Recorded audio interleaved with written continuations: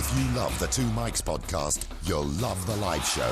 Weekday overnights from 1am on DAB Digital Radio and 1089 and 1053 AM and via the TalkSport app. TalkSport, your Premier League station with exclusive commentaries every weekend. What an absolute corker! TalkSport. Welcome to a sparkling new podcast from Mike Parry and Mike Graham. We're the Two Mics. Actually, it sounds even better when you do it Dullsville, because when you try to be happy and excited and energetic, you sound pathetic. Thanks. Lionel Messi is the John Lennon of modern-day football. No. Yeah, I suppose you say that Messi, Suarez and Neymar are really John, Paul and George. So who's Ringo? The goalkeeper. Because, of course, that's the guy who doesn't have a lot to do. You know what I mean?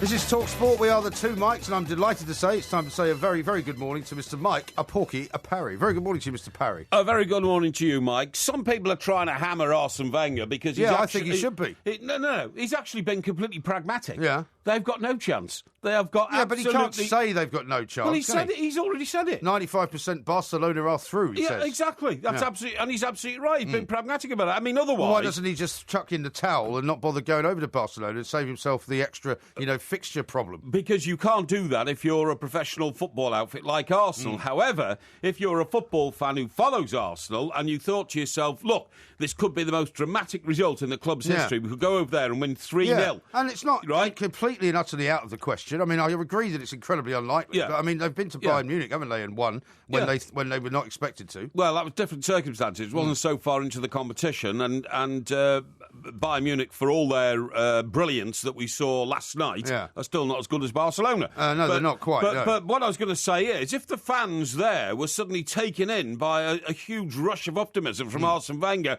we can do it. I know we can go over there. We can go to the Nou Camp. We can win 3-0. Yeah, but there's a lot of things you can say then in all these between. Arsenal fans pour over to the Nou Camp to find their teams humiliated. Another 2-0 or 3-0 defeat, and it's all over. Well, there's an awful lot of things you can say between, we're going to go there and win 3-0 and, 95% Barcelona are through. How about you go somewhere in the middle and you don't have to why? What's the point of that? Because you keep the hope alive. I mean, what is the honest truth of the matter? What's the point? I mean, what's the point of being a manager of a top football club in the Champions League? He was just going to roll over and we've lost 2-0 to Barcelona, that's it now, it's all over. Well, it is. That's the truth of the matter. Well, no, it's not, because football, as you well know, is a very interesting game. I mean, how many times have you seen Everton get knocked out of club competitions because they just didn't work on the night for some reason? They got beaten by somebody that should never have beaten them. Over the years, too many times, of course I have. But the point is you have to be pragmatic about this and realistic about it. I mean, Arsenal are a gulf away from the class of Barcelona, even on their own ground. They're also a gulf away from what I can see of Bayern Munich and Juventus as well. Because I totally agree. An awful lot of time last night watching that game,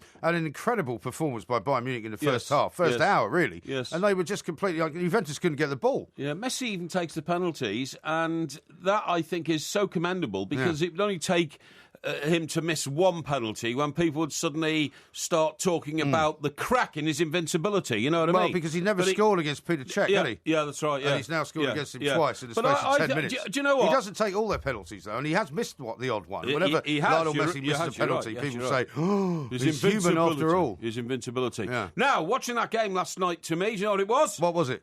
I remember having the same feeling the first time I listened to the Beatles' White Album. It was...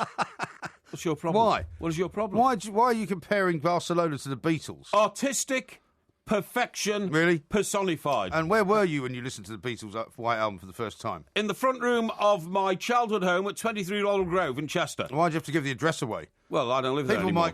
But people might start turning up now. Yeah, they might actually. Turn it into some kind of, a pilgrimage. Yeah, somebody might put a plaque on the side of the house. Yeah, they might like that. Yeah. But the plank once lived here.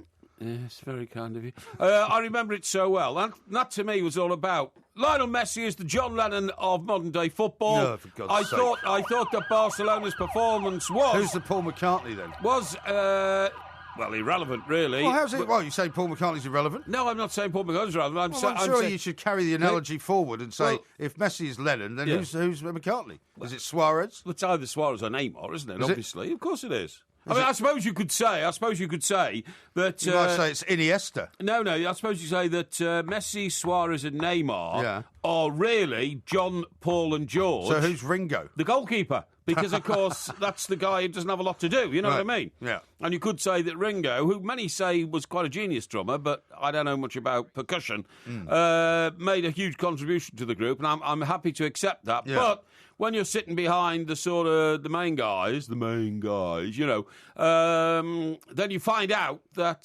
the contribution is on a different level. Yes. Talking about guitarists, right? Yeah. You won't believe what I learned from my historical journals today. What did you learn from your historical journals today? You know the famous story... Don't you want to know what the result of winners and losers is, by the way? Say again? Don't you want to know what the result of winners and losers We'll is? get to that later. Okay. Now, you know the historical, because, of course, I'm also an historical scholar. And you know the great story about how did the Roman Empire end? How did it end? Yes. Well, it ended sort of in a bit of a whimper, didn't it? Because Rome was getting attacked from all sides. Well, Nero set fire to, basically. Well, no, but basically, because it was being attacked from all sides, and the Roman Empire's kind of far-flung people had to come back to Rome to defend it. Yes, that's right. So they left everything behind. That's right. But in the end, Nero set fire to it because he liked the artistic value of flames and fire and this kind of stuff. But then, of course, the famous tale... Is that where fiddling while Rome burned? Well, this is exactly it. Yeah. And of course, the legendary tale is that Nero fiddled whilst Rome burned. Yes. Guess what I found out from my historical journals? I don't know. I've no idea. Nobody invented a fiddle until the 9th century. Really? And this happened this is a bit of an exaggerated story, then. Yeah, this happened in 64 AD. Guess what he was playing? What was he playing? He was playing a guitar. He was playing a guitar. He was actually playing a guitar. You sure it wasn't a lute? No. So while Rome was burning, Nero was standing there on the hill, you know, at his Nero's palace. Like he might have been playing it with a bow, of course. Standing on the front. No. He was playing it. Just imagine George Harrison or Eric Clapton. Yeah. You know, getting going on the guitar. You know, and being inspired by the artistry of licking flames and all that kind of stuff. Yeah. That's exactly what was going on. So who came up with this idea? Well, it was probably some kind of modern or ancient day, I should say, Porky, who came up with this line, fiddling while Rome burns, and put it in one of the journals of the time. And it wasn't actually true. No, it's absolutely right. It was, what happened was, first of all, old Chaucer, and he was around in sort of like... Geoffrey Chaucer. Yeah, 800 or 900, wasn't he? Uh-huh. I think he first mooted it. You know, this could have been the case, and fiddling while Rome burned, and all that kind of stuff. And then in the 14th century, it was taken on in some medieval texts of the 14th century. Said, Nero was fiddling while Rome burned, but there were no fiddles around in those days. Fiddle wasn't invented. Nobody had even seen a fiddle until about the year 1000. Does any of this matter? Yes, it does. Why does it matter? Well, it's hugely relevant to the development of civilization. Well, I don't think it is. I don't think it is. It's one of those phrases that people use now. Not that often. I mean, how many times in a week do you hear somebody saying, you know, Nero was fiddling while Rome was burning? Yes, but how many times in a week do we refer to the antecedents of our civilization? I mean, not that often. If you knew as much about it as I do, you know that once the Roman Empire crumbled, nothing happened for 4 centuries. Yeah. You know that, don't you? Yeah, I do know that. Do you know why that was called the Dark Ages? That was because it was the Dark Ages. Do you know why it's called the Dark Ages? Because it was not the Age of Enlightenment. Nobody wrote anything about the Dark Ages. We don't know what happened basically between about 350 AD and 750 AD. Uh-huh. We simply do not know. Right. We know that a load of savages used to live in forests. How do we know it was the Dark Ages? In places like Wiltshire, because it is dark. Wiltshire? Yeah. Why are you picking on Wiltshire? Well, it just so happens I know that there's a place in Wiltshire where these savages did sort of... Where? Well, it's near... Are you thinking of the Savernake Forest? No, I'm not actually. It's on a ridge between the Savernake Forest and the sort of the... By the way, I didn't mention yesterday when we were talking about our trip to Bournemouth that we did go through part of the New Forest that had an awful lot of trees in it. No, it had some trees. And I did send a picture out saying, some trees. Obviously a lot of trees have grown up here since the last time you were here. No, it had some trees. It doesn't have a lot of trees. That's why they go hunting there. It was a hunting forest. But anyway, no, it's all very relevant to the development of society. If you're an anthropologist, as I am, then you will realise that the relevance of everything I've told you so far is extremely important to the understanding. It doesn't seem that way to of where we all come from. It doesn't feel like that at all. I don't feel as if I've just been given some great revelation. Well, you should feel like that. You should feel privileged. No, I don't feel privileged at all. We'll talk about some more interesting things. You're in the Dark Ages. I've got a couple of very important questions to ask you coming up next. You're still living in the Dark Ages. On Talk Sport. Talk Sport on DAB Digital Radio and 1089 and 1053 AM, the enduring home of football. It's modern radio, only better. Talk Sport. This is Talk Sport. We are the two Mikes. Ask Porky coming up a little bit later on. So if you've got any questions for Mr. Parry, you know he's here to help. So you can post them at the two Mikes, or of course on our Facebook page, the two Mikes as well. Somebody who's already found your home address, 23 Laurel Grove, Chester. Well, I don't want to repeat that now. I feel sorry for the poor people who live there. You don't repeat it. I mean, it's Taxi Man that sent it in. He goes, "Oh look, I found it," and it's got a pin dropped on it. 23 Laurel Grove. It appears to be very near Beach Grove. It is. Lime Grove around the corner. Lime Grove was a street in London where BBC Studios used to be. That's right, yeah, it was, wasn't it? Yeah, Lime Grove. Canadian Avenue. Yes. Something called Sykes Cottages. I don't know them. Which looks a bit dodgy. Alexandra Park. Yep. What was going on there? What did you do there? I don't know where that is. Alexandra Park's at the end of the street. It can't be a new park, can it? There must have always been a park there. Well, there's a school at the end of the street in my day. I don't know, they knocked the school down, turned it into a park or something. Tell. It's Clare Avenue School. Might have to have a closer look. And here is a picture of the house. Look at that. Is that it? Look. Is that your house? Good God. Can I look at that, please? Is that it? That's a Google Street View. Yes, it is. Is it? Yes, it is. Does it look the same? Yes, it does. Does it? Well, except that we had a hedge around the edge of the wall, and the hedge is gone, and there's now a tree in the middle of the garden. Right. But yes, that is it. Isn't that weird? Because it was a cul-de-sac, and I can see it, the one next door on the left, which was 25, is the last house in the street. Yeah, right. Yes, that is definitely. Wow. Yeah. Does it look weird to look back on that? Well, it is a little bit weird, isn't it? Because it's a long time ago. But I'm it's quite sorry. a big house. I'm very sorry. Well, it was very middle class in those days. You know what I mean? It's not like a small kind of semi-detached. No. It's a semi-detached house. It had two reception rooms. You've only rooms. got half of it. Yeah, that's right. Yeah, it's a semi-detached house. Yeah, okay. But it had two reception rooms downstairs. In those days, you had the dining room and the lounge. You know. And that's you'd never get that these days, of course, because there's not enough space in people's houses these days. But they were big, solidly built houses, and we built an extension on the back, right? So which my dad turned into an office. So it gave up more space in the rest of the house. It was a nice house. It was good. Very nice. So when was the last time you were there then? Probably a very long time. When did you move out of there? Well, when you went off to Trent Poly, presumably. Well, it was actually just after I stopped working for the Chester Chronicle. I came back from here. Yeah. So it was when, believe it or not, it's nearly 40 years ago. No. And we moved out very quickly because, unfortunately, very shortly after that, my dad died.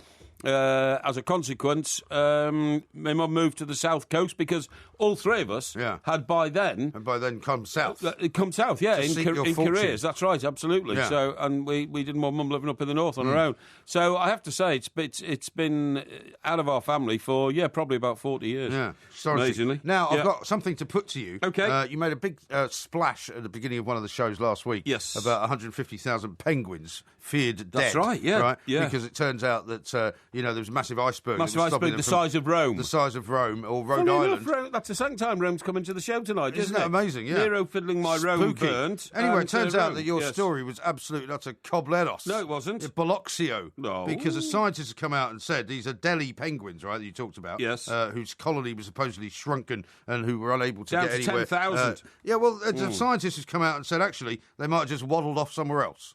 So what have you got to say for yourself? After making people feel terribly sorry for all these penguins, it turns out that they're actually alive and living somewhere else. No, they've just moved on. In the latest update in my geographical journals, I was aware of the fact that there is a theory that the colony has relocated somewhere else because of the shortage of food. Well, so why tell everyone that they were all dead then? Well, they are all dead, and what's happened is... Well, they can't be dead if they've moved. Those survivors who moved have now found a new source of food, and the colony has been rebuilt. It's building up again in terms of numbers. Yes. But I'm afraid there were tens of thousands of victims from the first one. When the iceberg, the size of Rome, suddenly blocked the passageway for the penguins to their food grounds... They did perish. Well, I don't think so. Michelle Delarue. Who's Michelle Delarue? She's a penguin population specialist. Oh, really? At the University of Minnesota. Oh, really? In the United States of America, right? Yeah, Minnesota. She says that's really close to the Antarctic, that is. Well, it's no further away than you are. Yeah. A similar phenomenon took place in 2001 when penguins on Ross Island relocated when an iceberg cut off their access to the sea. Yes. She says just because there are a lot fewer birds observed doesn't automatically mean the ones that were there before have perished. Okay, so where are they? They easily could have moved moved elsewhere, which would make sense if nearby colonies are thriving, which they are. Yeah, well, we have things like aeroplanes which have aerial cameras on them, and you can go and take pictures of the new colonies of penguins. If you haven't got one, I'd suggest my theory stacks up a lot more solidly than hers does. I think, as ever, what you've ended up doing is just, frightening an awful lot of people, and heaven knows, maybe even, convinced a few people to send money to some penguin sanctuary. And basically, it was all a load of old rubbish. I'm not in it to frighten anybody. Talking about that, though, talking about wildlife and all I've got some good news for you on that front, because coming up a little bit later on, Ponzo, your chimp that you were talking about yesterday, poor little marooned on his own on an African island, Atlantic Island. Yeah. We've got an expert coming on who knows all about Ponzo. Oh, that's excellent. And she's going to be explaining what we can do to help him. Well, I'm very pleased about that. That cheers me up. Honestly, that's great. Absolutely. No, talking about wildlife and all that kind of stuff. Now, have you got a cashmere jumper on tonight? I have, yeah. It's not cashmere. Yeah, it is. It's not. Yeah, it is. It's not. Yes, it is. Right, How do you know it's not cashmere? I have found... Because you're going to tell me that there's a shortage of cashmere goats, aren't you? No, I'm going to tell you that they now mix cashmere with all sorts of other really cheap and nasty fibres. Well, they might do. This is quite an old jumper, actually. Do you know what you've got in that cashmere? Yeah, what? Yak. Yak? Yeah, yak wool. Well, does that matter? Yeah, it does. It's cheap rubbish. Right. Right? Well, this is not a cheap rubbish cashmere. There are lots of cheap rubbish cashmeres you can buy, and I can tell you where to buy them from if you like, but this is not one of them. It's not one of them, you say? No, well, I think it could well be. They're saying that most cashmere jumpers in the world now are not cashmere anymore, OK? Yeah. The thing is... Who's they? Well, the experts. Which experts? The highly sought-after soft fabric comes from cashmere goats, and China and Mongolia are among the biggest producers, who have got 7.5 million kilograms. Oh, no, they haven't. No, sorry. They produce 17.5 million kilograms of cashmere each year. Yes. But, there is a fear these days that the cashmere wool is being blended with cheaper substitutes. Okay? A fear because of what? Or a fear by whom? What is this fear of cashmere you talk about? No. Now, then, how much do you pay for your cashmere jumper? I always get them as a present. I've never bought one. And how much are they? They cost in America around about $300, I think. $300. Yeah. Right, you can get one now for £20. Yeah, I know. Well, if you bought a cashmere jumper for £20, it wouldn't be cashmere. I wouldn't be at all surprised. Well, that's the point what I'm is, saying. It's expensive. If you want to buy a proper cashmere jumper, you have to pay a lot of money for it. Yeah, now, I'm not saying all cashmere jumpers are cheap imitations. No. And you're just saying the cheap ones are. I'm saying the cheap ones are, yeah. Well, how do I know yours is a genuine one, not a cheap one? Because you can feel it, right? If you go to any number of high street branded stores in this country, I don't want to particularly name them, right? You can put your, you can run your fingers along the inside of the cashmere jumper, and you can feel how thin it is. I can tell you why, because I've got a couple of those as presents as well. Okay. But these particular ones, which come from Brooks Brothers in America, are very, very well made, and they're very thick. Right. Okay, let me tell you this then, right? Go on. 1 million items of so-called cashmere clothing have been seized from Chinese-run businesses in Rome. In Rome? It's Rome again. What's Rome got to do with the show tonight? I don't know. It's extraordinary. It's the third time we've had Rome in the show tonight. And found to be a mixture of acrylic, viscose and fur from rats and other animals. Rats? Yeah, viscose from rats. How about that? You could be wearing a rat jumper. A rat jumper, yeah. Well, I mean, I suppose if they could kill enough rats, that would be no bad thing. But no, I mean, I can assure you that I would not wear anything like that. And as you well know, if you hadn't any knowledge about clothes and about the quality of clothes, which is obviously not the case, judging by the clothes that you wear, you would know very much that this is a... How do you want to feel it? It's a very rich... No, I'm not going around feeling your jumpers and all that. It's a very and don't rich refer to feeling. the clothes I wear. I think you'll find that the elegance of my attire in Bournemouth at the weekend was... I've seen your shoes. Was commented upon. Yeah, it was. Everybody kept asking why you've got the same shirt on all the time. No, they didn't. No, yes, they do. On Twitter, they always say, why has he always got the same shirt? Look, I know that I only have blue shirts. I know that you've got many kinds of the same shirt. Yes. But it does always look like you're always wearing the same shirt. Well, I'm not swayed by public opinion. Now, listen to this. Listen to this, OK? Do you not want to know the result of winners and losers? In a minute. Right, it's not important. Now then, here we go.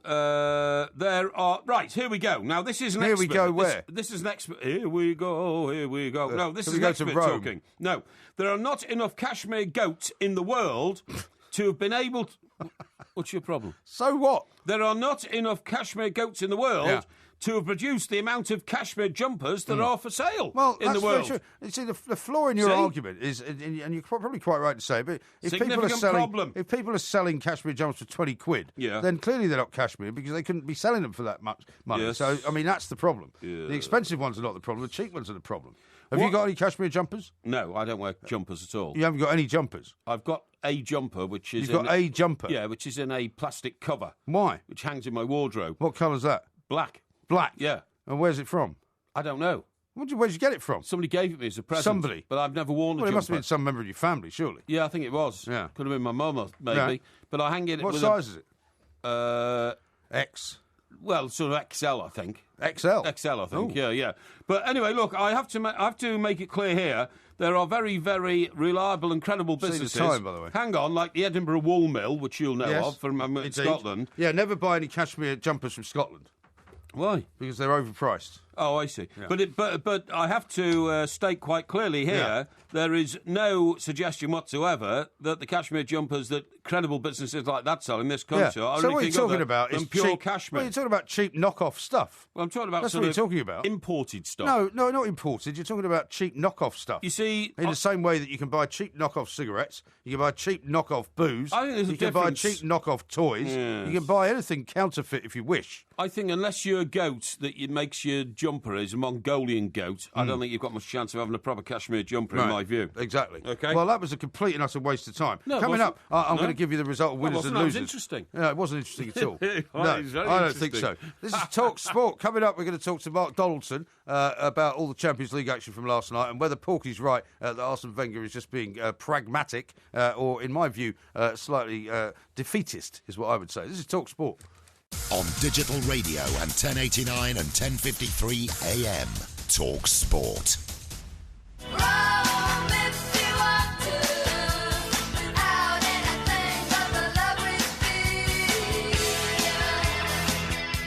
There's Rome coming up again there. Not necessarily the Rome in Italy, of course, but... So, what was that about? well, this song's more about Rome, as in roaming around the world, you know. Oh, really? Like when you go What, roaming in the gloaming, that kind of thing. ROAM? Yeah, ROAM, yeah. Oh, I see, yeah, rather than ROMA. Yeah, well, I don't know why Rome's called 3 times. Have you been to Rome? I have actually, yeah. But, Yeah. you know, I haven't been to Rome as much as I would have liked to. Because the only time I've done Rome. The only time you've done Rome... What do you mean you've done Rome? You sound like one of those American tourists. I know I've done Rome a I've few done times. Rome. What What have you done in Rome? Well, I went to the... When in Rome? I went to the Champions League final in Rome. Right. At the Olympic Stadium. At the Olympic Stadium. Is that where you fell down the cliff? Eh? Was that where Yeah, you fell down the cliff, that's right, yeah. Right. I did another job Have in you, Rome. have you been to the Colosseum? I've been to the Colosseum. Did you go inside? I went on the side, Did with you? Andy Townsend, yeah. Okay. Yeah. Have you been inside the Vatican? I have been inside the Vatican. Have you? And I've been inside St. Peter's Square. Have you? And I've also... Have you seen the Sistine Chapel?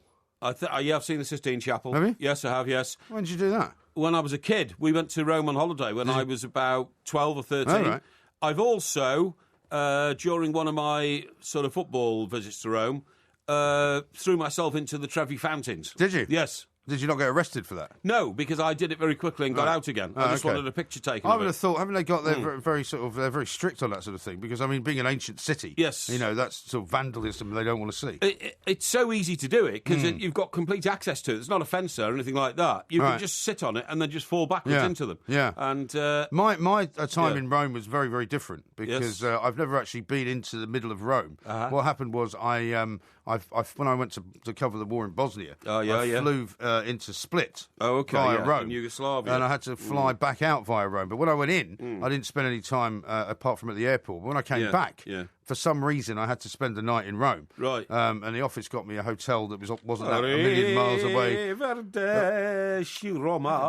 wasn't very far away from the airport. So I was in sort of the suburbs of Rome. But I've never felt more relieved in my life to be back in what was then regarded as civilization. What, in Rome? Because I'd spent about 6 weeks in the war zone, you know, Yeah, no, and coming back. And funnily enough, it was one of those weird grim. things. One of those weird things where there was a football match on. I don't know whether it was maybe the FA Cup final or something like that.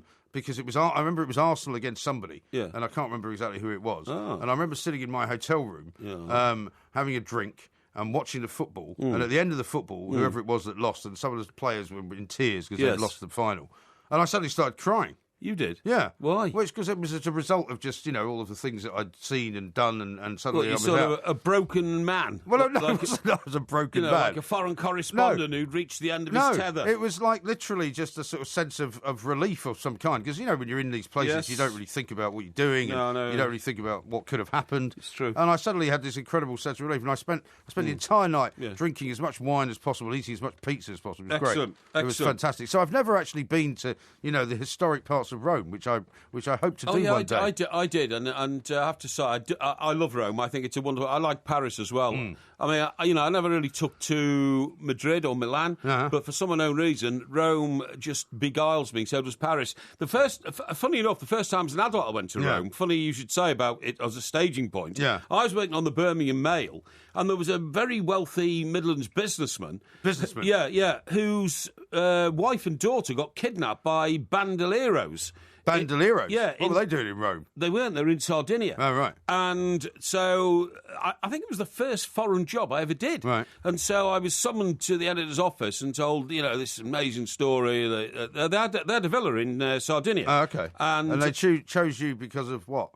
Because I was the best reporter. Right. And the guy who had to go in there and crack it with the bandoleros. Right. And so I said, OK, fine. So I go to Heathrow and I suddenly find I'm on an Alitalia flight, which goes to Rome. Yeah. And then in Rome, I had to stay overnight and then fly to Sardinia the next day. Right. But that was my first encounter, which culminated many years later in the High Court case that I've told you about with Kate Adie. Oh, yeah. Because she was on the same plane. Oh, was she? And she wouldn't stop talking. And I nearly went deaf. Right. Because she was telling me about all the fantastic stories she'd covered over the years. Was she deaf at this point? Because when I had dinner with her once, she spent the entire night telling us about how she'd gone deaf in one ear after a bomb blast in Beirut. Oh, really? But it might have been after that particular day. I don't know. I'm not sure. No. But anyway, we got to Sardinia, and then, the whole thing went completely wrong because the kidnap deal to free them, the hostage money, and some guy ran off with the hostage money, and the bandoleros said, we're not releasing the family. So and did you ever meet the bandoleros? No. I met bandoleros representatives. Right. Yeah. But in the hotel bar? Yeah, exactly. Yeah. But I hadn't met the bandoleros. Right. We did a bit of late night negotiating over very cheap wine and all that kind of stuff. Yeah. You know what I mean? So who was coming up with the ransom money then? Not the paper, hopefully. No, the husband, the rich businessman's company. Right. Okay. And I was sort of go between. Right. You know what I mean, all that kind of stuff. Yeah. I was there to crack the case. So was it really. just you and Kate Adie, or were there a few others there? Oh no, there's quite a lot of other people there. Yeah. But because I was the local man from the local Birmingham paper, I was the insider. You know what I mean? Right. So I was you were the anointed one. Yeah, I was going to solve this case and get the family back and return. But you failed. Yes, exactly. So what happened to them then? It went on for about another 12 months, and then they just got released. Everybody got bored with it, you know what I mean? And the rich businessman father kept moaning about how much money he'd have to pay to get his wife and daughter back and all this kind of stuff, you know.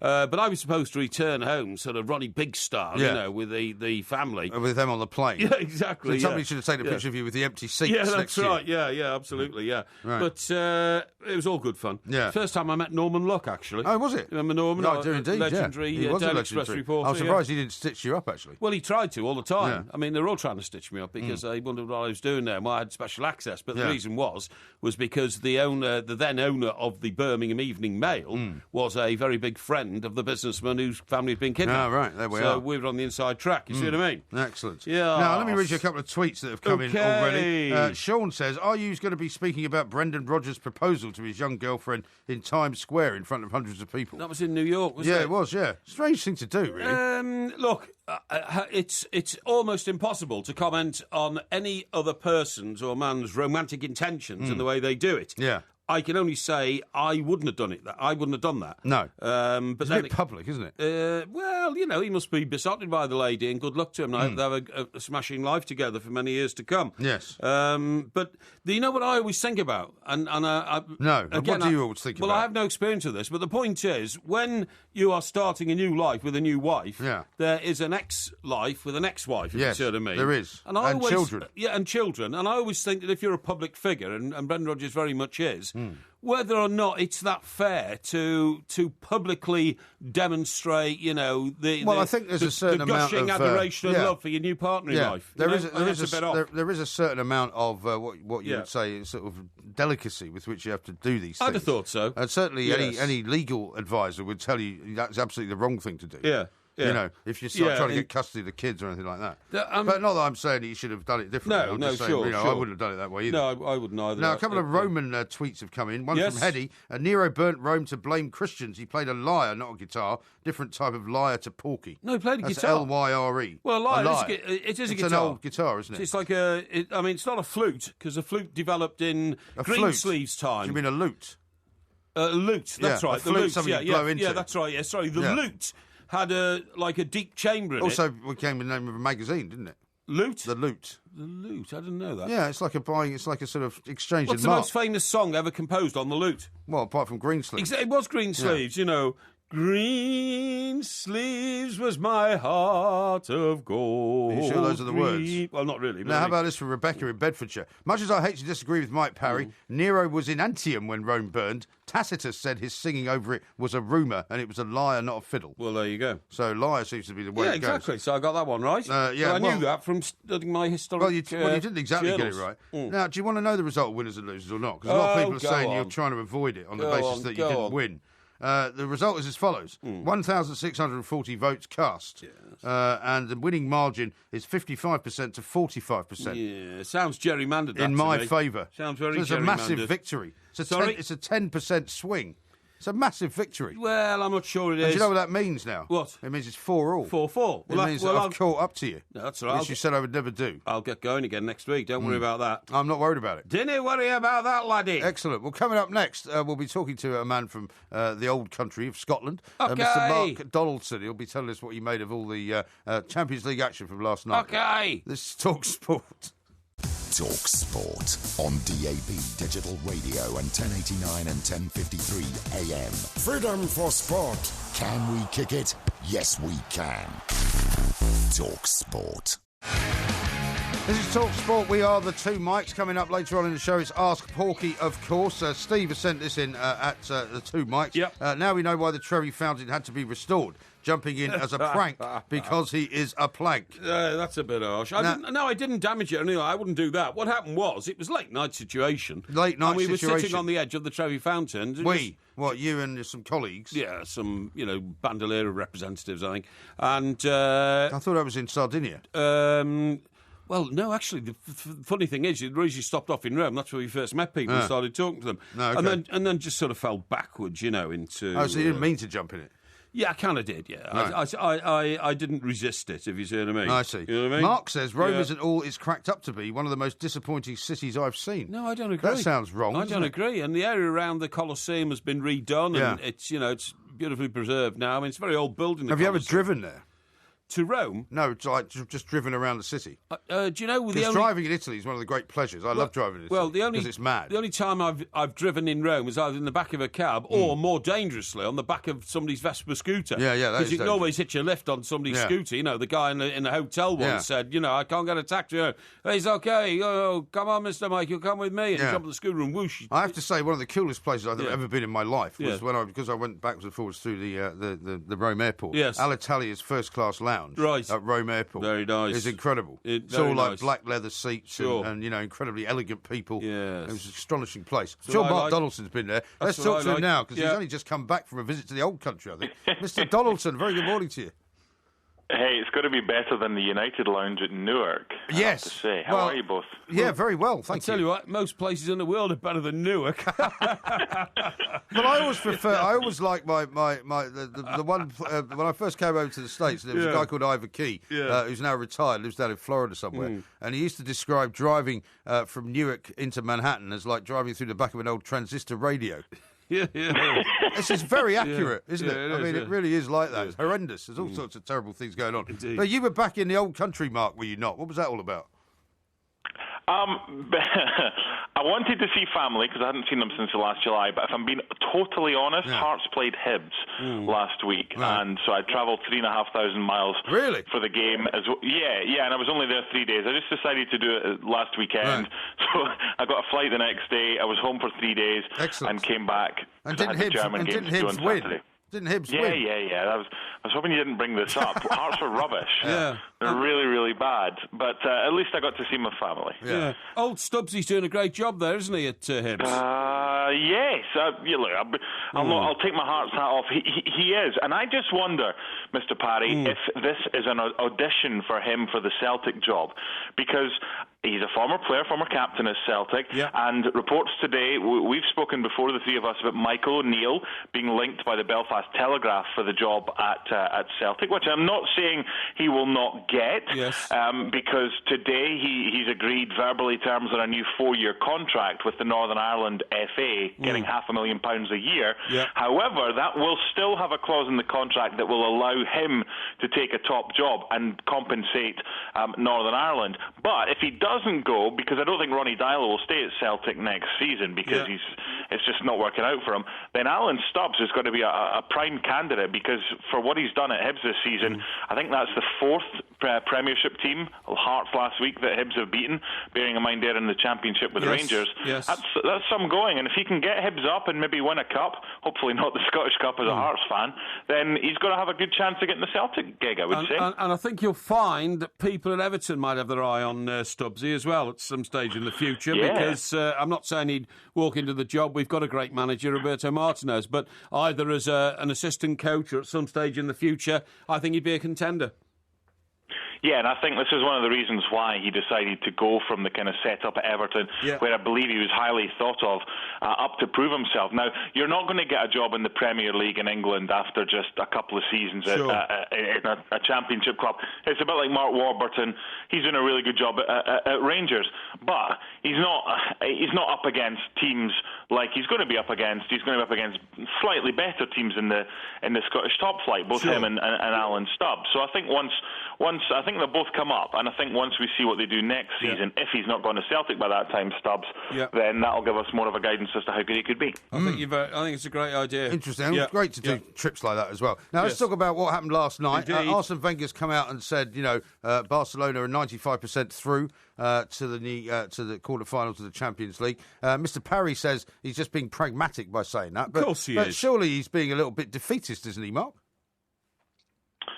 Can you see them turning it round? Not particularly. Nobody can. Nobody will say that. But I thought his comments, Mike, were interesting after the game, because normally he's always trying to deflect the blame. He's always talking about referees or everything else or the opponents. He was pretty critical about his own team. He said it was similar to the Monaco game, and the defence switched off. And it's no surprise to me that Barcelona's first goal came from an Arsenal move, because they're like predators. Barcelona. They're absolutely so dangerous on the break. So for him to come out afterwards and say the comments that he made, Arsene Wenger, I thought was telling. I mean, look, it's the draw that nobody wanted, Barcelona. And then, to be honest, probably Bayern are the only team that I think would give them a right good game. We've had this chat before.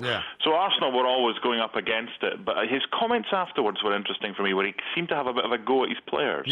But I mean, he got himself into that situation, didn't he? Or at least Arsenal got themselves into that situation where they could end up playing Barcelona again and going out of the last 16 again. I mean, they do it they do it almost every year. It's like clockwork. Yeah, and you can't argue with that. The last 5 years, they've been knocked out in this round, the round of 16 stage. They've not gone any further. Now, I don't have it off the top of my head or have it to hand how many of those 5 defeats have come as a result of finishing second in a group, and how many have come after winning a group. Obviously, they had the defeat by Monaco. They've had 1 or 2 issues as well. But you're not going to get Barcelona if you win the group. So that's something to think about going forward as well. I mean, it's not just as easy as that, but who else could look at the amount of teams who've won their group who've then done well in the first leg? The majority of the teams, apart from Zenit, I think they're the only team so far who I think lost to Benfica, having won the group. Yes. I'll tell you what, Mark, if I was Arsenal, I'd just write off the second leg altogether. They've got 2 other competitions they can win, the Premier League Championship and the FA Cup. And they'd be mad now to take the rest of the Champions League. Don't you think they have a point to prove, though? No. You think they've got a point to prove? No, they've got nothing to prove. They can't beat Barcelona at the Nou Camp. Not 3-0 to get through that game. So the answer is no. They shouldn't. Well, let's talk about Bayern Munich then, because I saw that game last night as well. Bayern Munich Juventus. I mean, they both look terrific, don't they? They did. Just one final word about the Arsenal-Barca game. If anybody tells me that Gerard Piqué didn't mean to pick up that yellow card, I would argue all day and all night with them. That is smart from Piqué, because he'll be missing the second leg. Vermaelen will now play against his former club, and Piqué is going to be free of suspension for the rest of the tournament. So I think that was kind of smart. Juve-Bayern for me was a bizarre game, because I've seen Juve so often this season play three at the back. Yeah. I thought they played into the hands of Bayern in the first half, because Cuadrado, playing in the wide right of a midfield four, he was like an auxiliary right back alongside Lichtsteiner, and it did not work. Well, I just couldn't get the ball. The first out, they couldn't get the ball at all.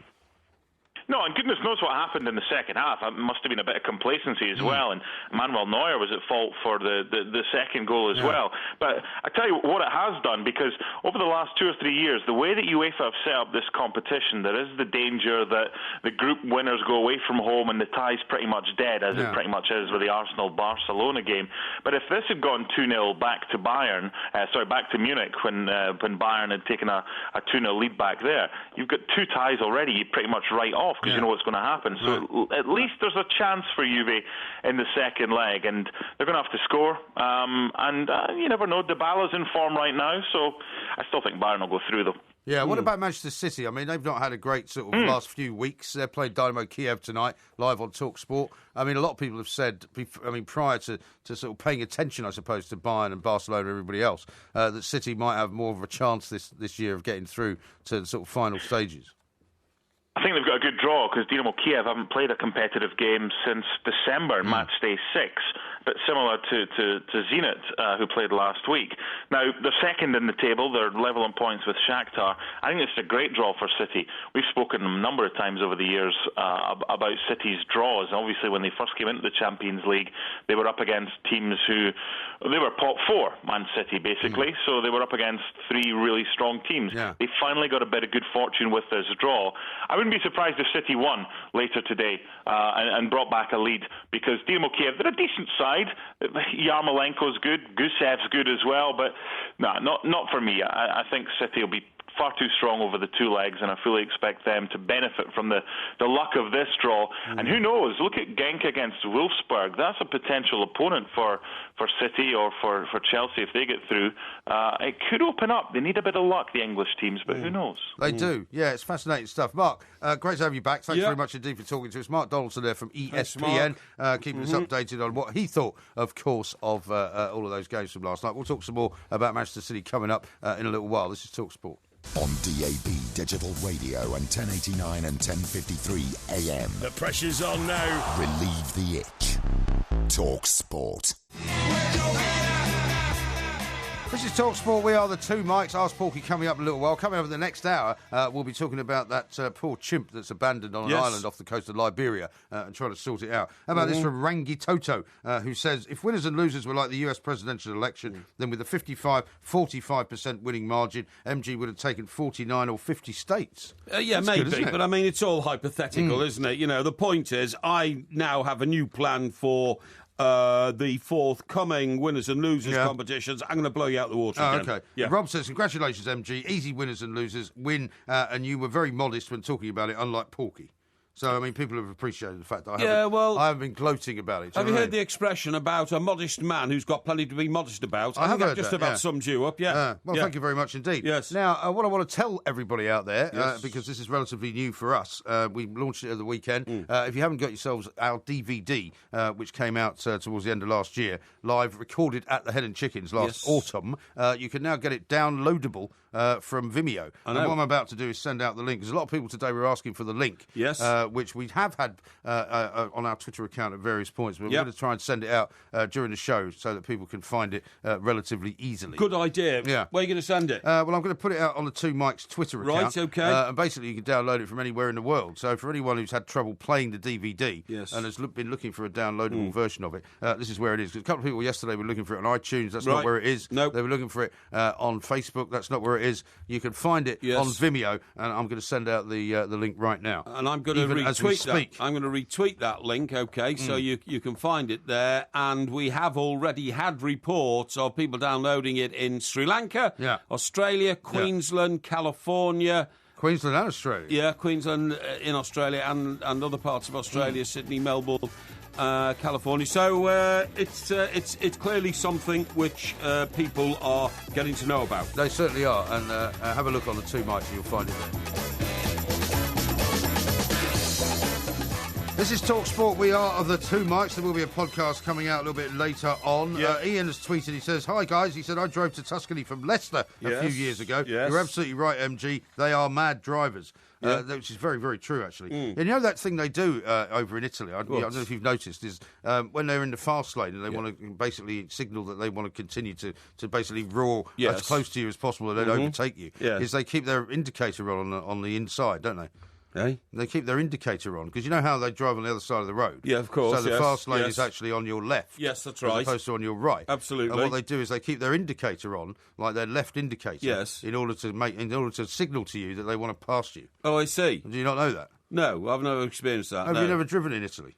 I don't think you have driven in Italy. I think I probably have, but I mean, I've probably driven in 30 countries, so it's a bit difficult to remember. Yeah, but it's one particular driving thing. habits of each particular Well, it's country. one particular thing they do in Italy. I've always noticed. I found the maddest place to drive Portugal. Really? Yeah, crazy. Oh, I see. I find Portugal pretty straightforward. Really. I mean, the thing about Italy is you go into a place like Florence, where they've got suddenly, they've got about a traffic light with, say, 7 lanes, all going in one direction. Yes. Then it all goes down to like 3 lanes. Yes. And everybody just takes off. And all these mopeds are all over the place, and Lambrettas, as you say.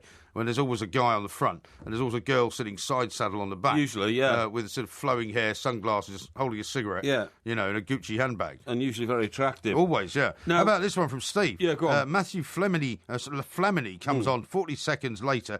He had brought down Lionel Messi in the box. But unfortunate, 47, that number comes up Listen, again. Talking about that, what do we make of this chap Conte?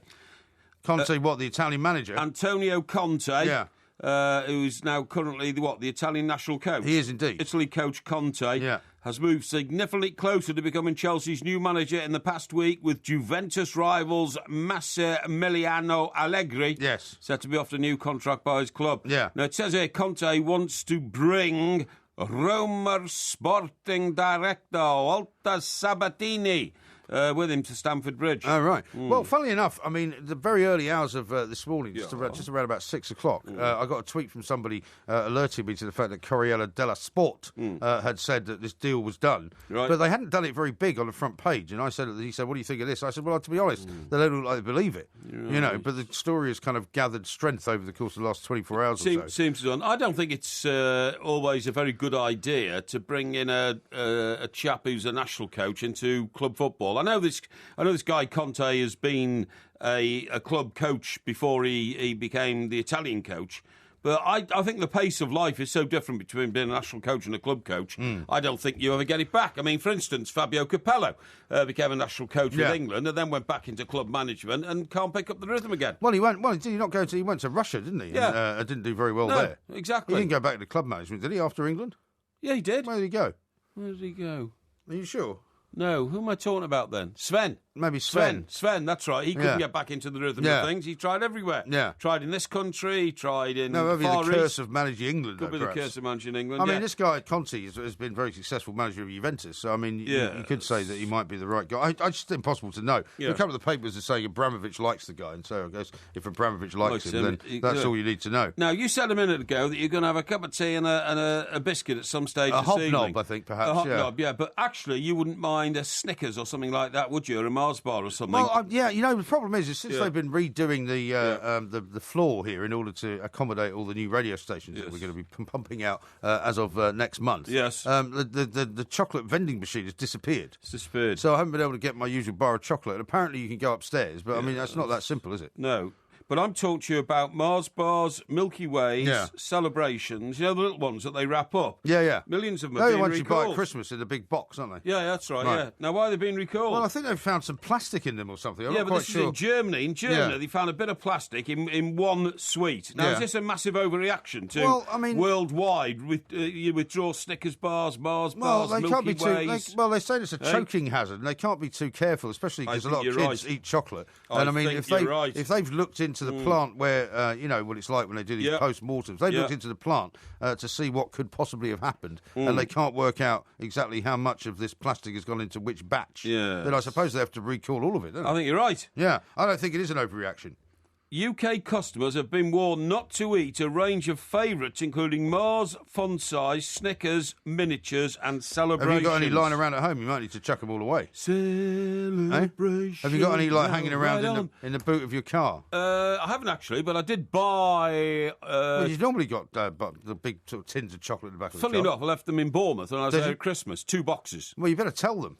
Well, you better warn them. Yeah, but that was last Christmas. I it mean, doesn't matter. This will be a more recent development. It's quite clear if you read the story what sell-by date it has on it. So if it has the matching sell-by date, then you ought to let them know. You could well be right. I would say that. How about this from H in Hull? Okay. While on holiday in Marmaris last year, you could buy a cashmere jumper for £10 in the local market, or 3 for 20. They would throw in another Rolex watch for another tenner. £10, so 3 for 20. I think you'd have to say that if you were buying 3 cashmere sweaters for £20, you wouldn't be at all surprised if they're made out of rat, really, you would wouldn't be surprised at all. Now, listen, I want to put a theory to you, which I came across today. Yeah, go on then. And it's not a theory I read in any of my journals or anything. It's something I just want to raise, okay? I was walking on the North Downs today and passed a flock of sheep. What? A flock of sheep. A flock of sheep? Yeah. On the North Downs? Yeah. Really? Yeah, sheep, yeah. What, sheep. just wandering sort of aimlessly? No, they're in a field. Oh, right. I was going across a field and they were there. No, I don't mean to sound surprised. I just didn't realise that there would be flocks of sheep that close to sort of central London. Oh, it's not close to central London. It's down like Box Hill down there in Surrey. Well, you know I suppose, what I mean? but it's still fairly close to the old conurbation and everything, isn't it? Well, it's not what you would call rural Sussex. Anyway, look, I need to ask this question, right? Yeah. Every sheep looks the same, right? No. Absolutely wrong. It does. No, every sheep does not look the same. It does. No. It does. I would differ from you on that. No human being could tell the difference between the face of one sheep and another. I can. No, you can't. Yeah, I can. Apart from the fact that there's many, many different types of sheep. No. Most sheep look the same. Most pigs look the same. Not true. They do. No, I don't think you... No, No, you haven't taken enough time. That's like saying most cats look the same. No, because cats have different coloured fur and all that. But sheep have no, they don't. Sheep have the same coloured coat. Have you never seen a brown sheep? Yeah, but have you never seen a black sheep? Most of them are white sheep. Most yeah, of them they are. White, woolly but some sheep. of them have different faces. No, they don't. Different horns. They don't. They do. Different tails. What I was going to say to you was, supposing human beings all look the same. Yeah. Well, we don't, do we? No, but supposing we did, like sheep. Well, supposing all human beings didn't exist, I mean, you might as well ask... No. Have we got any more ridiculous questions to ask? Well, this is why I want to raise it with you, because I don't think it's that ridiculous. Well, of course it is. Just supposing... Sorry, what's the crackling noise? So I'm just opening the biscuits.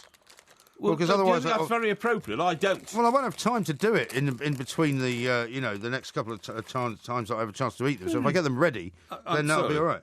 Highly unprofessional behaviour. Yeah. Sorting out your biscuits before you can Well, you were answer doing my it with question. donuts last night. You brought donuts in last night. I suppose that's the last time I'll ever see anything brought in by you. I gave them to you because I didn't want them. Now, what I was going to say is, do you understand what I'm saying? No.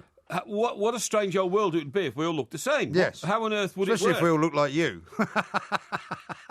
Well, that's irrelevant. I'm not even going to respond to that. It's a stupid response. Well, no, but I mean, one of the reasons that the human race, I suppose, you would say, is also different from the animal kingdom. Yes. Is that, yes, most humans do look different. Most animals don't. Everybody would agree with me who's listening to me. Most sheep look the same. Yeah, well, they have the same face. Well, that's like saying rain is wet. I mean, you're not making any great statement. No. What I'm saying is, wouldn't it have been weird? I wonder how humans developed into having different faces from each other. Yeah, I don't know. If we're all the same, well, maybe life we can would ask. Be rather complicated. Everybody have to wear a sign on the top of their head with their name on it. Well, you know what I'm going to do? It's a favour to you. I'm going to ask Kathleen Conley, right. The Vice President of the Humane Society, to talk about the different likelihood of different features for chimps, because maybe they've got, and maybe she can explain why humans have different features. Yeah, well, I want to talk to her about that because I am very worried about Ponzo, the little chimp who's isolated on his Atlantic island. Exactly right. That's coming up very shortly. This is Talk Sport.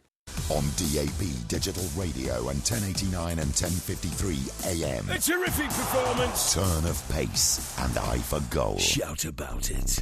Talk Sport. I know your name is Rita, 'cause your perfume is smelling sweeter since when I saw you down on the floor. Guitar. They're getting clever back there behind the glass. Say again? Getting very clever behind the glass. Why? Why is that? Well, why do you think they're playing that song? You know your name is Rita because I know I want to meet her. Yeah. That's Rod Stewart. Yeah, and? What? Rod Stewart and the... Oh, I know, Rod Stewart and the Faces. There you go. Excellent, well done, thank you. Yeah, I like it. Isn't that clever? Yeah, yeah. Well, very interesting. Yeah. Now, I've got a couple of people tweeting us about coming to the Dance House in Manchester, which is on April the 9th. That's right. Coming up later on in the week, we've got a couple of other announcements to make as well, haven't we? We certainly have, yes. Yes, about live shows. Yeah, yes, live we shows. have indeed, We might have to wait until tomorrow for that. Yeah. Robert says, hi guys, watched the film on BT tonight on the Nottingham Forest Rise under Clough, and your opening tune was on it. Did we find out what it was? Opening tune? Well, yeah, I guess I presume they mean the opening tune to this show, which we always kind of have to ask what it is. But do we? Why would that be on the Clough film? I don't know. No idea. But that must have been an amazing story. I haven't seen it myself, but I will get to see it because it is one of the... Isn't it Bongo Rock or something like that? I think it's called Bongo Rock. Is it? Yeah.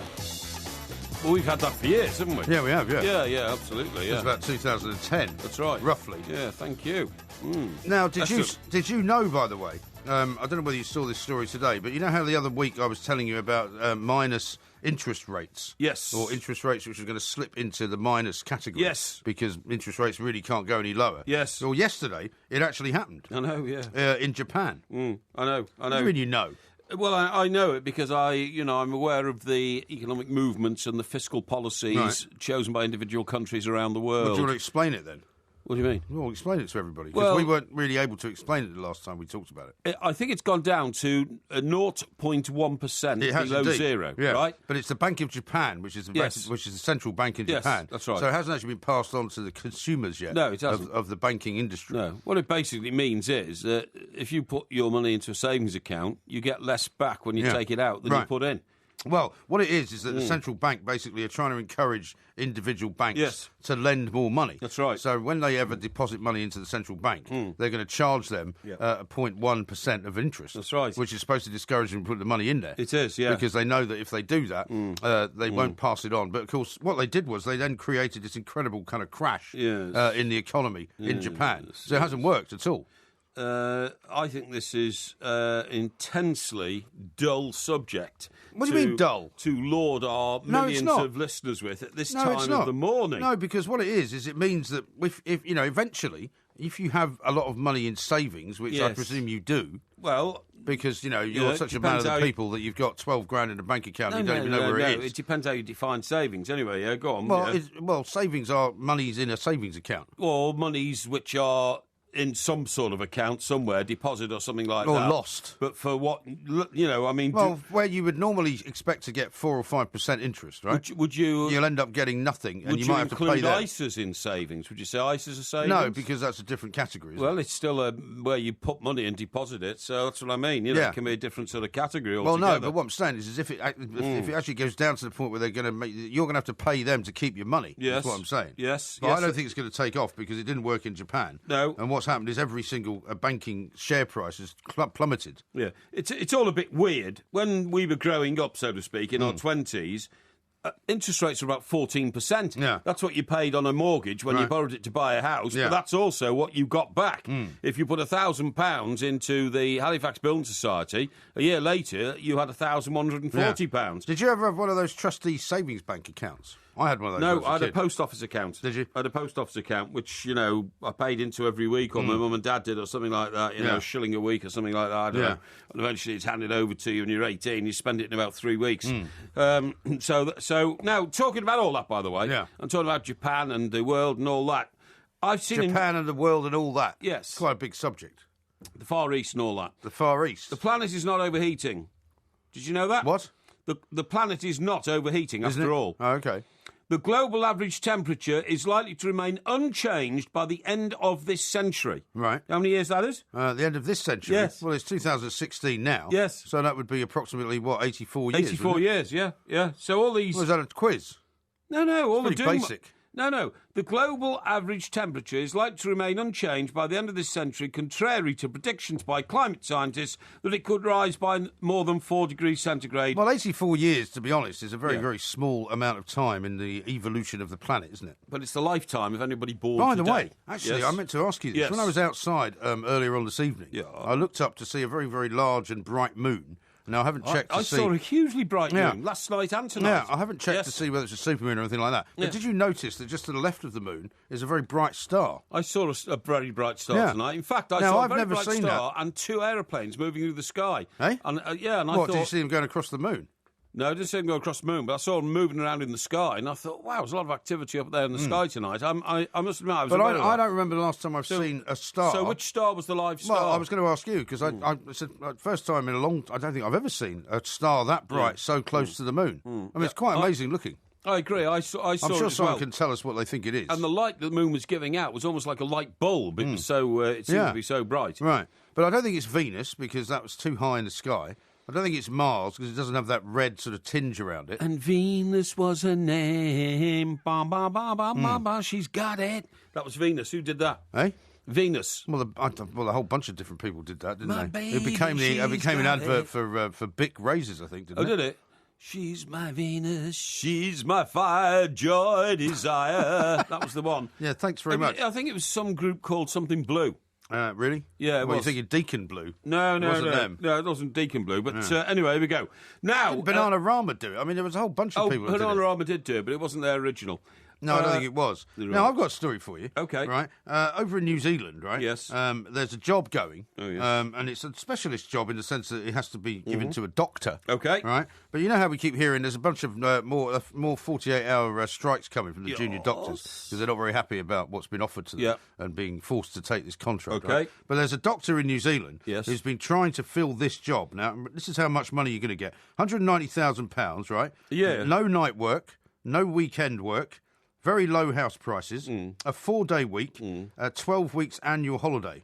And also, you buy into half of the GP practice which is currently there. It's ludicrous. Right? It's in a place called Tokaroa, Yeah. which is a town about 130 miles south of Auckland. Right. It's only got 13,500 people in it. So, I mean, if you wanted to be a doctor somewhere, this is like probably your dream job. Is it incredibly remote or something? Well, is that why nobody wants to... Well, 130 miles south of Auckland is not that far, is it? That job is so attractive in terms of rewards. There must be... I can't believe nobody's taken that job. I know. It's incredible. Believe it. There must be people queuing up for that sort of job. Well, there aren't, though. That's the problem. This guy cannot it's find only like somebody. being a country doctor in this country. Yeah. I mean, a town with 13,500 people. Think of Howden Bridge, right? Yeah. Think of somewhere like that where Happy Valley is located. Yeah. I might give you an update on Happy Valley. Oh, yeah, it's Porky Vision tomorrow, isn't it? Right? Yeah. And you think, wow, homely, comfortable, great community, all that kind of stuff, no pressures of the modern world necessarily impinging upon you. Right. And offering you £190,000. This guy's basically trying to retire, right? And he needs to recruit somebody to take his place. Yeah. And yet, he just can't fill it. I find that It's very incredible, odd. isn't it? I find that very odd. That's a sort of dream job for people. Talking about medical situations, by the way, I've come across a new form of sitting down which can help keep you very, very healthy. It's like a bar stool. Yeah. It's like that. It's not like that weird chair we used to have in here. No. Remember the not chair one that you're kneel supposed to on. kneel on? No, It's supposed to be good for your back. What it is, instead of having a flat seat, it has a curved seat. So that unless you sit right on the top of the curve, you fall off. Right. You see what I mean?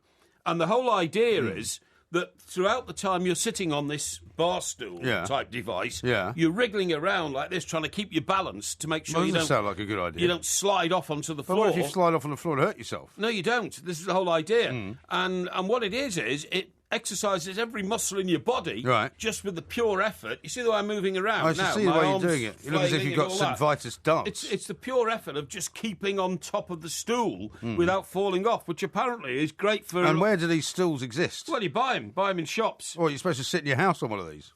Yes, you can buy one made by some company called Ballo for £199. Sounds ridiculous. No, it's apparently it's great. Well, maybe you should get one and bring it in here. You could sit on it while you do the show. It'd be too high for my microphone. Well, you can lift the microphone up. Well, I suppose you could, yeah, but it would be. I saw this in a catalogue I was sent of extraordinary sort of new gadgets to help you get through life. Another one is the musical pillow. Musical pillow. Yeah. Literally, What's that about? Well, it's like a pillow. I mean, you can imagine how big a pillow is. You could easily get a little transistor radio in the middle of it, couldn't you? Yeah. And without hardly noticing that, it was there. Yeah. And you can get them and program them with soothing music to send you to sleep. Why don't you just have a radio? Well, because you'd have to hold a radio and you'd have to monitor it and all No, this. you What wouldn't. you do with this one is it's actually in the middle of the pillow, and you No, just. but I mean, you can get a playlist on an iPad or an iPod or anything like that. Why would you need it to come out of the pillow? I think that would be very, very intrusive. No, not at all. Because if you did it with an iPod, something like, you'd have to have earphones in, wouldn't you? No. This pillow No, you has wouldn't. got. It plays out of a little speaker. It's got special aerated sort of sponge in it, Really? through which the music comes. I don't fancy that at all. To send you to sleep. I think No. it's a great idea. Oh, yeah, but when does it switch itself off, though? Well, you time it as long as you want. Maybe 20 minutes, maybe 40 Yeah, but that's minutes the problem. or I mean, something. You might time it thinking you'd be asleep. Well- after 20 minutes and it's still there. Well, you can retime it and put it on again, you know? I think it's a that's very great complicated. idea. And a laser helmet for baldness. You go walk around wearing a helmet all the time, it sends laser bolts into your head and stops you going bald. Yeah, well, too Yeah. late for you, unfortunately. No, but, don't be ridiculous. Yeah, I'm not being ridiculous. Now, a lot of people are telling us that's Jupiter up there. Oh, which is pretty Jupiter, is amazing. it? Yeah, well, it is very bright. I go That's sit amazing. out of the window of the studio. We'll have a look in a minute. Yeah, Yeah. Jupiter, remarkable. Coming up next, we're going to be talking to Kathleen Conley about Ponzo, the abandoned chimp. This is Talk Sport. Talk Sport. And it's in! A diving header at the end of a 50-yard run. From the root to the tip. Talk Sport.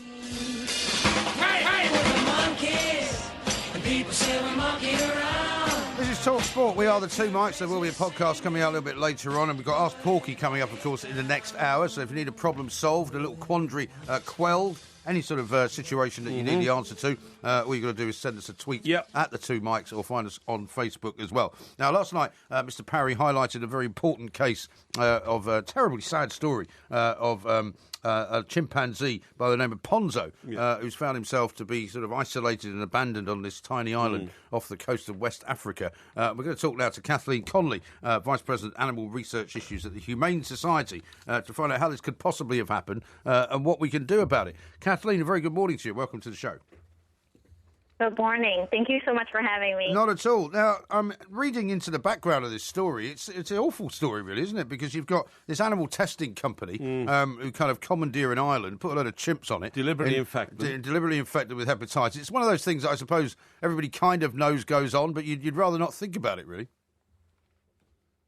Yes, and actually we made a lot of progress in the United States this year in getting us away from using chimpanzees in research. And while success on that front, Right. this issue came to our attention of these chimpanzees abandoned by the New York Blood Center. Yeah, I mean, Kathleen, it is a terribly cruel practice in reality, but it's started such a long time ago. Poor old Ponzo is now a victim, hopefully, of medical thinking that we're no longer going to employ. Right, so they did start this business over in West Africa in the 1970s, likely to skirt the law, and actually captured chimpanzees from the wild, bought them from people who had them as pets, infected them, used them in invasive research for decades, and then they just cut bait in March of last year and withdrew all funding for care of the animals. And this so was in the midst. what's This actually was in on the midst the of the country's Ebola crisis. right? What's actually on the island? I mean, can you describe the island to us? So Ponzo is in the Ivory Coast, which is a West African country, and he's all by himself on an island. The New York Blood Center dumped him and a number of other chimpanzees on the island. He's the sole remaining survivor of that colony. And then the Humane Society of the United States, is taking care of 63 chimpanzees that they abandoned in Liberia, which is a different country in West Africa. So we have two different cases where chimpanzees have been abandoned, and the New York Blood Center is nowhere to be found, totally burying their head in the sand and hoping this goes away. But it is not going to go away. There has been immense public pressure over the abandonment of these animals. Yeah, what's his life like for a little chimp who is living on its own? I mean, aren't they very sociable characters, chimpanzees? Don't they like human contact and contact with each other? Yes, they're extremely social. It's the most important thing to them in their lives. Thankfully, the chimpanzees we're caring for in Liberia have each other, but we're only being fed every other day. They didn't have fresh water. So, as you can see, the Near Flood Center didn't have a very good plan when retiring these animals, quote unquote, where they totally rely on humans. Yeah. So thankfully, there's a farmer in Ivory Coast taking care of Ponzo. We're taking care of the others in Liberia. We'd love to take him in, but the way they set up the islands, there's just no way. You can't just, while socialization is really important, you can't just throw chimpanzees together without a safe introduction. Right. So we're hoping somebody will agree to take him in and give him a place to live so he can have companionship. Is the fact that he's infected with hepatitis an issue, or is that not really a problem? Well, I think when they were looking for relief sites in Ivory Coast, that did become an issue. There was a concern about putting them in the national park. Obviously they've been infected, so it's better not to have them where they would be around other chimpanzees, for example. So I think that's probably why they chose these islands, but obviously failed to have a long-term plan in place. So, it's costing $1,000 a month to care for the chimps. Well, they have hundreds of millions in assets. They made hundreds of millions off of these chimpanzees back, and it's time for them to step up and provide the care they need. You'd think so. Kathleen, you would have thought that any living creature, human or chimpanzee or whatever, who's got hepatitis is going to die anyway, aren't they, of the disease? Doesn't it wreck your liver and this kind of stuff? And so therefore... what is the life expectancy for Ponzo? People just said, well, he's going to die anyway, and so leave him on the island. Well, it's interesting because chimpanzees, while they have hepatitis in their blood, they don't get the same symptoms as humans, but these animals haven't. They have endured a lot, not being fed appropriately over their lives, getting all kinds of medical procedures done on them. Yeah, so it's not really the disease that's going to kill them. It's what they've been through and their poor treatment. Yeah. So, I don't see how the Near Flood Center can look in the mirror every day knowing that they've abandoned these animals, to starvation and dehydration if people didn't step up. No, totally and agree. as you were saying, it's probably not something that is done as much these days. But, I mean, what was actually learned from studying chimps like this in this kind of situation and giving them, a potentially deadly disease? I mean, did anybody learn anything from it? Well, things have been learned from using chimpanzees in the past. There really is no denying that. Did it have to be chimpanzees who were used? We'll never know the answer to that question. But in the United States, we had a big controversy around whether chimpanzees are necessary, and our Institute of Medicine said, in fact, they are largely unnecessary. And that's why today our government stopped funding chimpanzee research just this year, and we're getting all of our chimpanzees out of laboratories and into sanctuaries. So like I said, all this great stuff that's happening in the U.S., but then you have the New York Flood Center, totally skirting their responsibilities. It's completely outrageous. Right. Mm-hmm. I mean, we were talking earlier about just generally about different species and how, different animals have got different characteristics, obviously. I mean, can you look at chimpanzees and see different facial features? And I mean, are they kind of closer to the human race in that way? Oh, anybody who meets a chimpanzee cannot deny when you look into their eyes, there's just something so human-like there. And I actually worked with chimpanzees in a sanctuary, and you always have to be on your toes. I would have a female who would try to grab my keys, and she knew exactly what color key unlocked what lock. So you do have to be very careful around them. They're very intelligent, again, very social and emotional, and they live to be 60 years old. Yeah. So... we've taken on this responsibility, and it's going to be a 60-year project just caring for these animals. So the fact that they're long-lived and they're endangered really makes this a compelling case for continuing to care for them. Indeed. Kathleen, can I just tell you about a case that we've had in England in just the last sort of 48 hours? A baby gorilla has become the first in the United Kingdom to be delivered via emergency caesarean section with the assistance of doctors who normally treat human beings. A professor called David Cale, an expert in reproductive medicine at the University of Bristol, and a gynaecologist at a nearby hospital, helped deliver the baby by caesarean section. I mean, the reason I'm telling you this is because the ape world and the gorilla world and chimpanzee world and the human world seem to be moving closer together all the time. Absolutely. We used to have medical doctors come and check out our chimpanzees. It wasn't always veterinarians. We would go to human specialists when we had certain conditions. So absolutely, human doctors will work on these animals and provide them with care. And, I think the hard thing is people think because they're so like us, they must be good research subjects, so to speak. But it really hasn't panned out that way. Their immune system is different enough from ours that, they can clear viruses that we get stricken from. Sure. So, and they are so close to us, it raises that ethical issue of, is it appropriate at all? Right. Yeah, no, I say, yeah. Now, as far as what people can do, I mean, we were talking yesterday about a group called SOS Ponzo. Are you associated with them, or is that a different group? That is a different group, and I'm glad they're getting a lot of attention, and they've been able to raise funds to care for Ponzo. Mm-hmm. I believe they have a GoFundMe page. So if you looked up Ponzo on GoFundMe.com, right, I'm sure people would find their fundraising site, and we have one as well for the chimpanzees in Liberia. If you go to GoFundMe and look up abandoned chimps, you'll find a fundraising site there, and the outpouring of support has been amazing. I think, regardless of what you think of using chimpanzees, it's just unacceptable to abandon the animals. Sure. So nobody can disagree with that. Indeed. And Kathleen, there's also another case that we've had a look at on this particular show that you're talking to now. Thanks very much for coming on. And that's Tommy the chimp, who lives in a concrete cell in New York. And I wondered if you were involved in that as well. That is actually a different legal case in the United States seeking personhood for chimpanzees.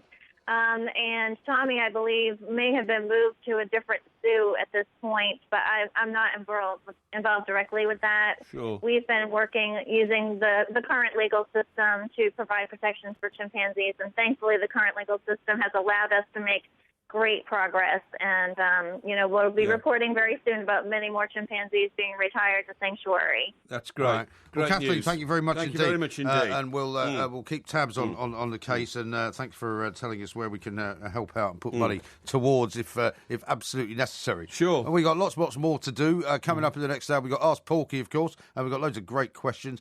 Steve from Manchester says, by the way, Porky, the name of that group who sang Venus was Shocking Blue. Shocking Blue, that's it, exactly. I had never heard of them. Indeed. Yeah, I heard of them. So, Did you see Professor David Cale talking about delivering that gorilla today? I did, It was quite amazing. I know. He stood there and talked about it as though it was a human birth. What an amazing man. Yeah, indeed. And I suppose, to be honest, it's not that different, really. No, I suppose it's not. But, I mean, for him to actually, undertake it is incredible. Incredible. Absolutely amazing. Lots more to come. This is Talk Sport. Don't phone your mother. Phone Talk Sport. Football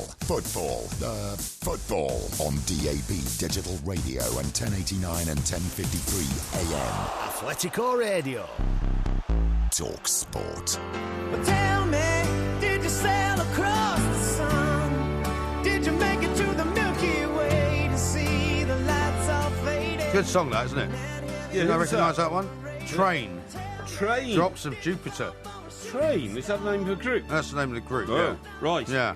Some people are saying it's Saturn, but of course most people are saying it's Jupiter, so I think we're going to go with Jupiter. Yeah. But it's very unusual to see Jupiter that close to the moon, isn't it? It's very unusual to see such a bright star in the sky. We might have to get somebody on to explain that to us. I think you're right. What do you reckon? I think you're right. Listen, last week when we were talking about, fuel and all that kind of stuff, you said that... Fuel? Yeah, you said that diesel now is, something which politicians made a complete horlicks of. Yeah, they did. 20 years ago. Surprisingly enough. And that as a result of, being told, right, you've got to change to diesel. Yeah. Well, I've seen a new report. It says air pollution is killing 40,000 people a year. Toxins emitted by Britain's booming number of diesel cars. Yeah. And I have to hold my hands up. I drive one. Yeah. Because that's what the sort of engine was in the car when I got it. Yeah. Are fueling a health crisis that kills 40,000 people a year. Yeah, I saw something like that. Is it in London, or is this, generally speaking, just all over Britain? I think it's something like in London, isn't it? It says ownership of diesel cars has more than trebled in the past 15 years, driven by misguided government tax incentives that identify diesel as a green fuel. And also, not just misguided tax incentives, but also because everyone said, this is going to be a much better, thing to use in the car. It's cheaper, which turned out not to be true. More miles to the gallon. It got more expensive. You get more miles to the gallon, and it's cleaner. All of which turns out to be complete and utter cobblers. Yeah. Well, it's not just London. It says emissions from factories, power plants, traffic create smog linked to asthma, heart disease, cancer, diabetes, and dementia. Right. Levels of air pollution are above legal limits in 25 British cities. Yeah. The main report was issued by experts at the University of Southampton and Queen Mary University of London. Well, of course, it also feeds into what you've been saying for many years, which is that the number of traffic jams that are caused in central London now and other parts of the cities around this country also contributes to the fact that these cars are sitting there pumping out all the gas. Of course they are. Well, one of the things that you don't like about your new car, because I remember we were driving it the other day, is it's got one of those eco buttons, so the engine keeps cutting out. Ludicrous. And it keeps feeling like you've broken down. Yeah, as soon as you come to a traffic light and you slow down to nothing, the engine cuts out. And then as soon as you take your foot off the brake and put it back on the accelerator, it starts up again. I mean, surely if as the car gets older, and I know you won't keep it probably as long as I would keep a car, but I mean, what if something like that breaks down and it suddenly stops and then won't start again? But it's worse than that. I'm absolutely certain, and somebody told me in the Department of Physics or something like that years ago, that the best way to get proper mileage out of a car is to run it at a constant speed. Yeah. Don't go too fast, don't go too slow, and don't keep stopping and starting. Yeah. Well, because if you keep revving it and revving it, then surely, one, you burn up more oil. And you burn up more more petrol or diesel or whatever, and you wear the car out quicker. But if you stop and start it, you're absolutely right. I mean, the good running of a car is if things go smoothly. Yeah. But if you introduce a whole new mechanical operation every time the car slows down, that is to cut the engine out and restart it, something's bound to go wrong. I mean, I suppose the only reason for it to be good would be if you were sitting in a traffic jam in a part of London where you maybe were sitting for half an hour. Yes. But it would only work if you weren't moving at all. Yeah. Because then it wouldn't come back on. I totally But if you agree. have to keep kind of inching forward, then it's kind of going... It's going on and off and on and off and on and off. But the whole thing is mad. I mean, Boris Johnson now, of course, is immersed in the old Brexit row, which is a dreadful name, by the way. I don't know who invented that. Well, it's after Grexit, isn't it? After the Greek one. Exactly. But it's a combination of exit and Britain. Yeah, but I mean, one of the reasons that I'm very dubious about Boris Johnson leading any sort of campaign is because of what he's done to London with these cycle superhighways. Yeah. They are ridiculous amounts of road space given over to a facility that nobody wants to use. Nobody uses them. No. When the hours I'm driving in and out of London, nobody uses them. They're just vast areas of blue concrete which nobody's using. When I was driving home yesterday morning, Yeah. and luckily now as the days are getting slightly sort of longer, Yes. it's almost starting to become light as I Yeah. get home, which is always nicer. But it was a guy, as I was driving down the road towards where, I was just about to turn off, a guy was coming towards me. He suddenly veered over to my side of the road. And I thought, what on earth is this guy doing? Bright lights shining. Yes. He was almost coming right at me. And then as I looked to the left, to his right, I should say, there was a guy on a bike who was obviously going around. Yeah. The guy on the bike was dressed completely in black, had no lights on the bike at all. No, they don't. No. And this was very early hours of the morning. Yeah. I mean, just taking his life in his hands. You think, what on earth are you thinking? Yeah. Here's another report, right? Because I've found 2 or 3 now on this pollution caused in cities by traffic that can't go anywhere because of all the roadworks and the cycle superhighways. Right. So it says... What does it say? It's a report about a little boy who has obliterative bronchiolitis, right? It's a disease that causes inflammation in the lungs, a build-up of fibrous scar tissue, stops oxygen being absorbed. A lung transplant is the only cure for this little lad, okay? Yeah. 38% of the lung capacity of a healthy child of his age is all he has. But he got this, according to a report this week by the Royal College of Physicians and Royal College of Paediatric and Child Health experts from simply living in a city. Yeah. Well, I mean, you are going to suffer pollution if you live in a city, but whether or not it's all down completely to the diesel engines pumping out a load of fuel is anybody's guess. And I mean, you're talking about Boris Johnson. I mean, a lot of people are now saying that this influence that he may or may not have on the Brexit scenario may not be as much as everybody thinks. Yes. You go around the country, not as many people are as enamoured by Boris Johnson as there are in London. That's right. And there's an awful lot more people in London who are not enamoured by him at all because of what you've just said. Exactly. And have you seen this thing on the front of the Mail today? Yeah. Agony of seeing Michael choose between his beliefs and his friend, the Prime Minister, by Sarah Vine, a.k.a. Mrs. Michael Gove. Yeah, exactly, yeah. Don't you feel sorry for him? We've had this conversation before, Mike. We want to stick to it. The issues now are so complicated and so intertwined that I think it's impossible to decide whether the country is going to go forward in or outside of the European Union. Right. It's almost impossible. There's a massive full page in here, right? Yeah. Our columnist's intensely personal account of a momentous decision. Yeah, is it? The torture of watching my husband choose between his beliefs and his old friend, the Prime Minister. Yeah, I mean, can you get any more self-regarding than that? Well, I was just about to say, great newspaper features are often written by... It goes 2 pages. Yeah, sorry. I know. Great newspaper features are often written by explaining some personal experience that you've gone through. Yeah. Like, for instance, falling down the side of a mountain on a pair of skis or something like that. Yeah. You know what I mean? But I thought you were going to say falling down the side of the Olympic Stadium in Rome. Well, no, exactly. But, it's 2 pages on the mental turmoil of seeing my husband make a political decision. Yeah. To my mind, I haven't read it yet because I'm not going to read it because the headline alone puts me off. Yeah. It sounds intensely boring. It is. I can tell you it's intensely boring. Yeah. I've just read the first 2 paragraphs there, and I wouldn't bother. No, I think the whole European debate is intensely boring, frankly. Because, it is getting that way. And when is the haven't called a date for the referendum? Yeah, they have. Yet, June 23rd. It is definitely June 23rd. It is. Yeah. Right. And what's the build-up time when we have to abide by all now, sorts that's a very of good rules? question. That's a very good question. I was going to try and figure that one out over the next It's usually couple about of 6 days. weeks, isn't it? Well, I mean, for a general election, I think it's usually 4 to 6 weeks. So but I it's reckon complicated by whether there's any local elections going on as well. Yeah, because usually there's something else going on. So maybe by the end of April, we won't be able to talk well, about I hope it not. anymore. Because I think it might be different rules for a referendum. Yeah, well, maybe. Surely. Maybe. But you may or may not be able to declare your interest. There's a lot of people actually on Ask Porky over the last couple of weeks have put a question, in or out of Europe, which hasn't quite always made it to the final sort of 10 questions. That's okay. We may or may not get into that. This is one occasion on which I will actually say, thank you for the broadcasting rules, which means we can't talk about it, because I don't want to. Yeah. It's too intensely boring. No, indeed. Yes. Well, we've got lots more stuff which is not intensely boring coming up. We are the 2 Mikes. This is Talk Sport. Talk Sport on DAB Digital Radio and 1089 and 1053 AM. The enduring home of football. It's modern radio, only better. Talk Sport. She's got it. Yeah, baby, she's got it. Well, I'm your Venus. I'm your fire at your desire. It's one of those things, isn't it? I mean, no matter who's recorded that or where it came from, Yes. all I can ever think of is that ridiculous advert now.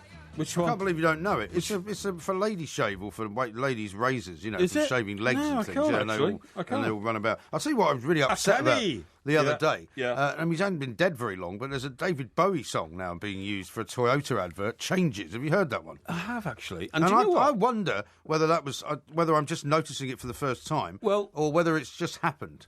Can I tell you something I was going to raise with you? Yeah. I saw 2 full-page adverts in the same publication a few days ago for a particular international brand of watch. And the person advertising them with the watch on their wrist were Ayrton Senna and Steve McQueen. Really? Yes. How weird. Dressed as racing drivers. Yeah. Obviously, Ayrton Senna was a racing driver, and Steve McQueen was a star in a racing driving film, wasn't but he he? also was into racing cars. He was as well, into wasn't racing cars and all that, and I thought that was a bit macabre. It said that Ayrton Senna, the legendary god of motor racing, set the standards and all that, wore, and they named the watch. Yeah. And then they said Steve McQueen, who fancied himself as a racing driver, also wore this watch.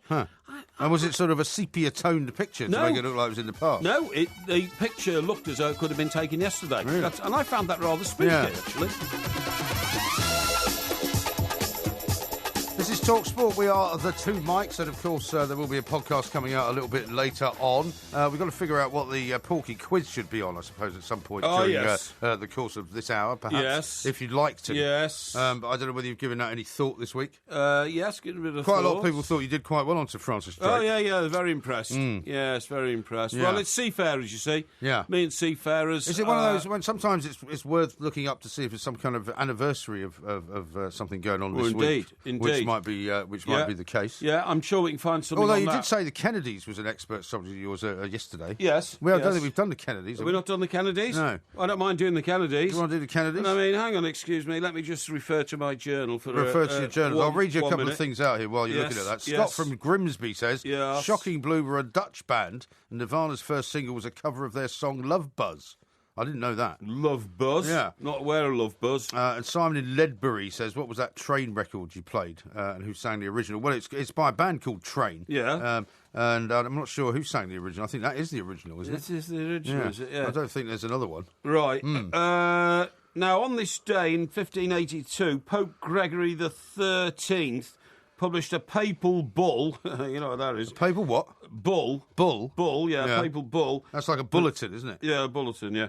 It established a new style calendar. Uh-huh. It took England almost 200 years to follow it, so I don't think we'll be doing anything on that one, okay? Well, you don't want to do anything on calendars or papal bull, No. Papal bull we could do a quiz on. Papal yeah, we could do a papal bull. I think we'll stick with the Kennedys. Right. Yeah. Did you see the Pope last week, actually, getting all worked up? He was over in Argentina or somewhere, wasn't he? Bash somebody up? Or, he stuck it into somebody? Yeah, he got into a big row with somebody. Absolutely. Listen, I want to talk to you about a very interesting character. Yeah, go on. His name is Otzi the Iceman. Otzi? What, as in O-T-S-I? O-T-Z-I. Oh, Z-I, all right. Otzi the Iceman. Otzi the Iceman, yeah. Yeah. Guess how old he is? The Iceman cometh. Yeah. He's 3,200 years old. Well, he's not still alive, though, is he? No, actually, he's a lot older than that. He was around in 3,200 BC. Okay. So that makes him like 5,200 years old, doesn't it? Yeah. Or round about. But he's not actually years old at all, because presumably he's no longer walking around on the Earth. No, he was found in an alpine glacier where he's been, like, entombed in ice for 5,000 years in 1991. Oh, I think I remember when they found him. Do you? Yeah, I think so, yeah. But he's found by a load of hikers. Yeah. They just happened to be hiking across this ridge, and they looked down literally through the clear ice. Yeah. And there he was. He was there. And is he kind of like a hairy, abominable snowman type? Or is he kind of Cro-Magnon man type? He's almost like sort of... caveman. Yeah, like caveman, or described like a sort of... an ape-type figure with no hair on it, you know what I mean? That sort of thing. But so he's not covered in hair, though? Not covered in hair, no. By the way, did you get the answer from Kathleen there when she said that, chimps do have different types of features? Yes. And you can tell them apart? Yes, but I never said that chimps didn't. I said it was sheep that I know that. But what I'm saying is that, somebody's posted a picture of Ponzo as well, which I've just retweeted. Ponzo, yes, of course. Just get Mother Iceman for a minute, right? Yeah, sorry. What we found out from Otzi the Iceman since 1991 was diet and health and brains and all that kind of stuff from the prehistoric period. But now they're going to put a voice in him. Oh, are they? So where is he now, then? Has he been taken away from the glacier and stored somewhere? He's... presumably. He's in a... Right, hang on. We hope to give visitors viewing his body the chance to hit a button and listen to him speaking to them. Right. Says Francesco Avanzini, the ear, nose and throat specialist at Bolzano Hospital in northern Italy, who came up with the idea. So presumably he's on display somewhere. Well, exactly. Yeah, he must be. Yeah. I find all of that quite macabre. I know that's a word we've used already on this show, but when I took the kids to the British Museum a couple of years ago, and they had a particular exhibition on, I think it was about Roman times or something like that. Right. And they had an awful lot of like skeletons and things in sort of display cases. Right. And it's quite strange. Yeah, I think it's quite strange, especially when you know that they actually existed. The reason this is different is that Otzi the Iceman, unlike Egyptian mummies, when Egyptian mummies were bound and mummified and embalmed and all that kind of stuff, the reason they survived is they were kept totally dry. Otzi had moisture in his body throughout the time he was encased in ice. Oh, okay. So what it says is it produced... So he was better preserved. Yes, a treasure trove of information to scientists. For instance, they know that his last meal was venison and beans. Really? How about that? That's amazing. Isn't that incredible? They admired his perfectly preserved bearskin shoes, and they were able to examine the worn-out hip joints of the man, suggesting that he'd been walking around all his life. You know what I mean? Well, I don't suppose they had any other way of getting around in those days. No, I suppose not. Bearskin shoes is quite sort of quite good, isn't it? Yeah.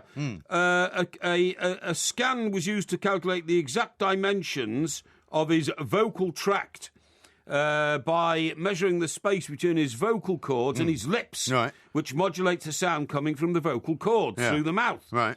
So that's how they're going to be able to recreate what he sounded like? Yes. Right. Yes. That'd be quite interesting, actually. So we can see how the acoustic energy is distributed to understand his voice, says Dr. Avanzini, the expert. Yes, presumably that's also how, when the human race was evolving, that the different shape of the jawbone and the throat and all the rest of it made people able to actually talk to each other. Exactly. That's exactly right. The space allows us to understand the vowel sounds, although without seeing how he moved, it is harder to understand the consonants. Yes. So you can work out A, E, I, O, U, but maybe not the consonants, right. OK? Oh, OK. And then a government researcher from Italy will use a computer to program the sounds to turn the calculation into a synthetic voice. Right. Yeah, it's all very well, we'll have interesting. to keep it on. I wouldn't mind hearing the synthetic voice. Yes. It's fascinating. A bit like those sounds from the Dark Side of the Moon that we heard last night. Well, exactly. That's right, which wasn't a real noise at all. It didn't sound like music, that, to me. It sounded like a resonant buzz or some kind of interference on a radio signal or frequency or something By the like way, that. I saw you put out another marvellous sort of recipe today or something. Or I did, yeah.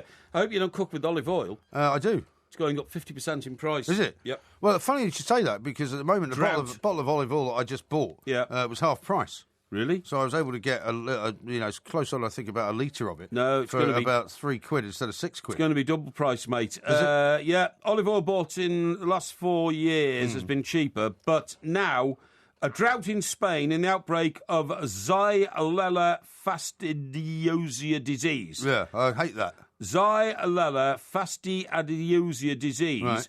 Or olive quick, as it's known to experts. Right. Yeah. Okay. Oh, sorry. Olive quick decline syndrome. Yeah. OQDS. Yeah. Has hit 1 million trees in Italy, one of the 2 main oil producers in the world, and it's left bottlers short of stock. Oh, dear. This is all according to the highly respected Grocer magazine. Wholesale Grocer magazine, I nearly got a job with them. That was one of the ones I applied for a job with. About that. That's right, yeah.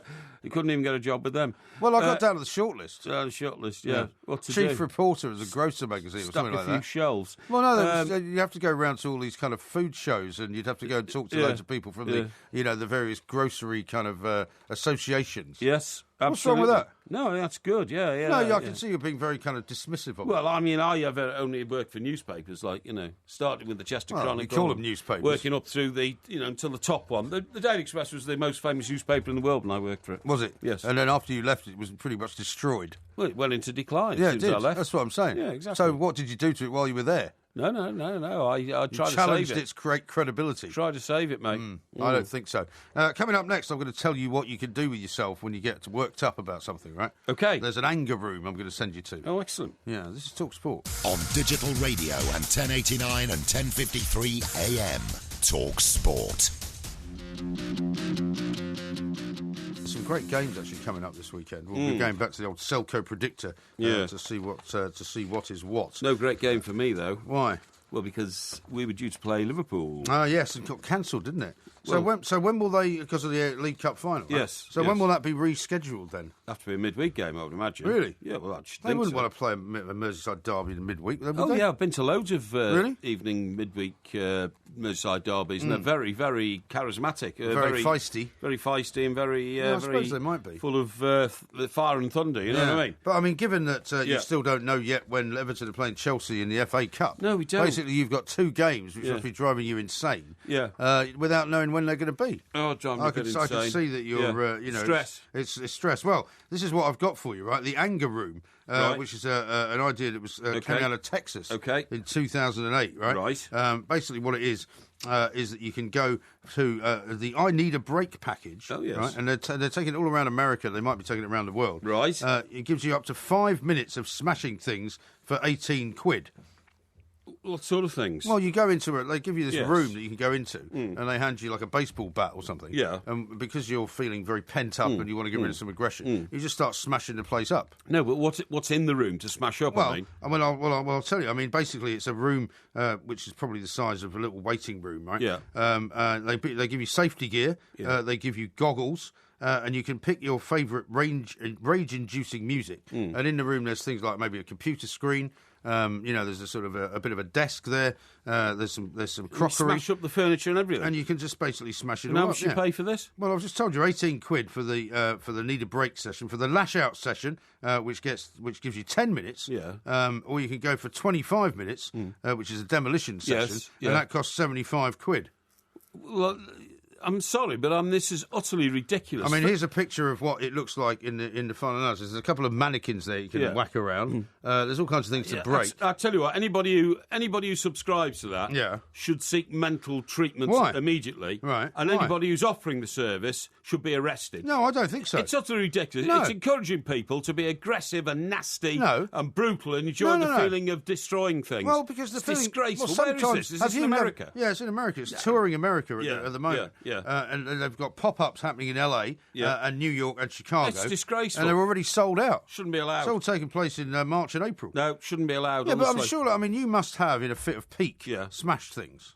Never. Have you never thrown a cup? No. Never smashed a glass? I've never lost control never of myself whacked a like phone that. down? No. Really? No, never. I'm amazed at that. No, well, I haven't. But you haven't really got that much of a temper, have you?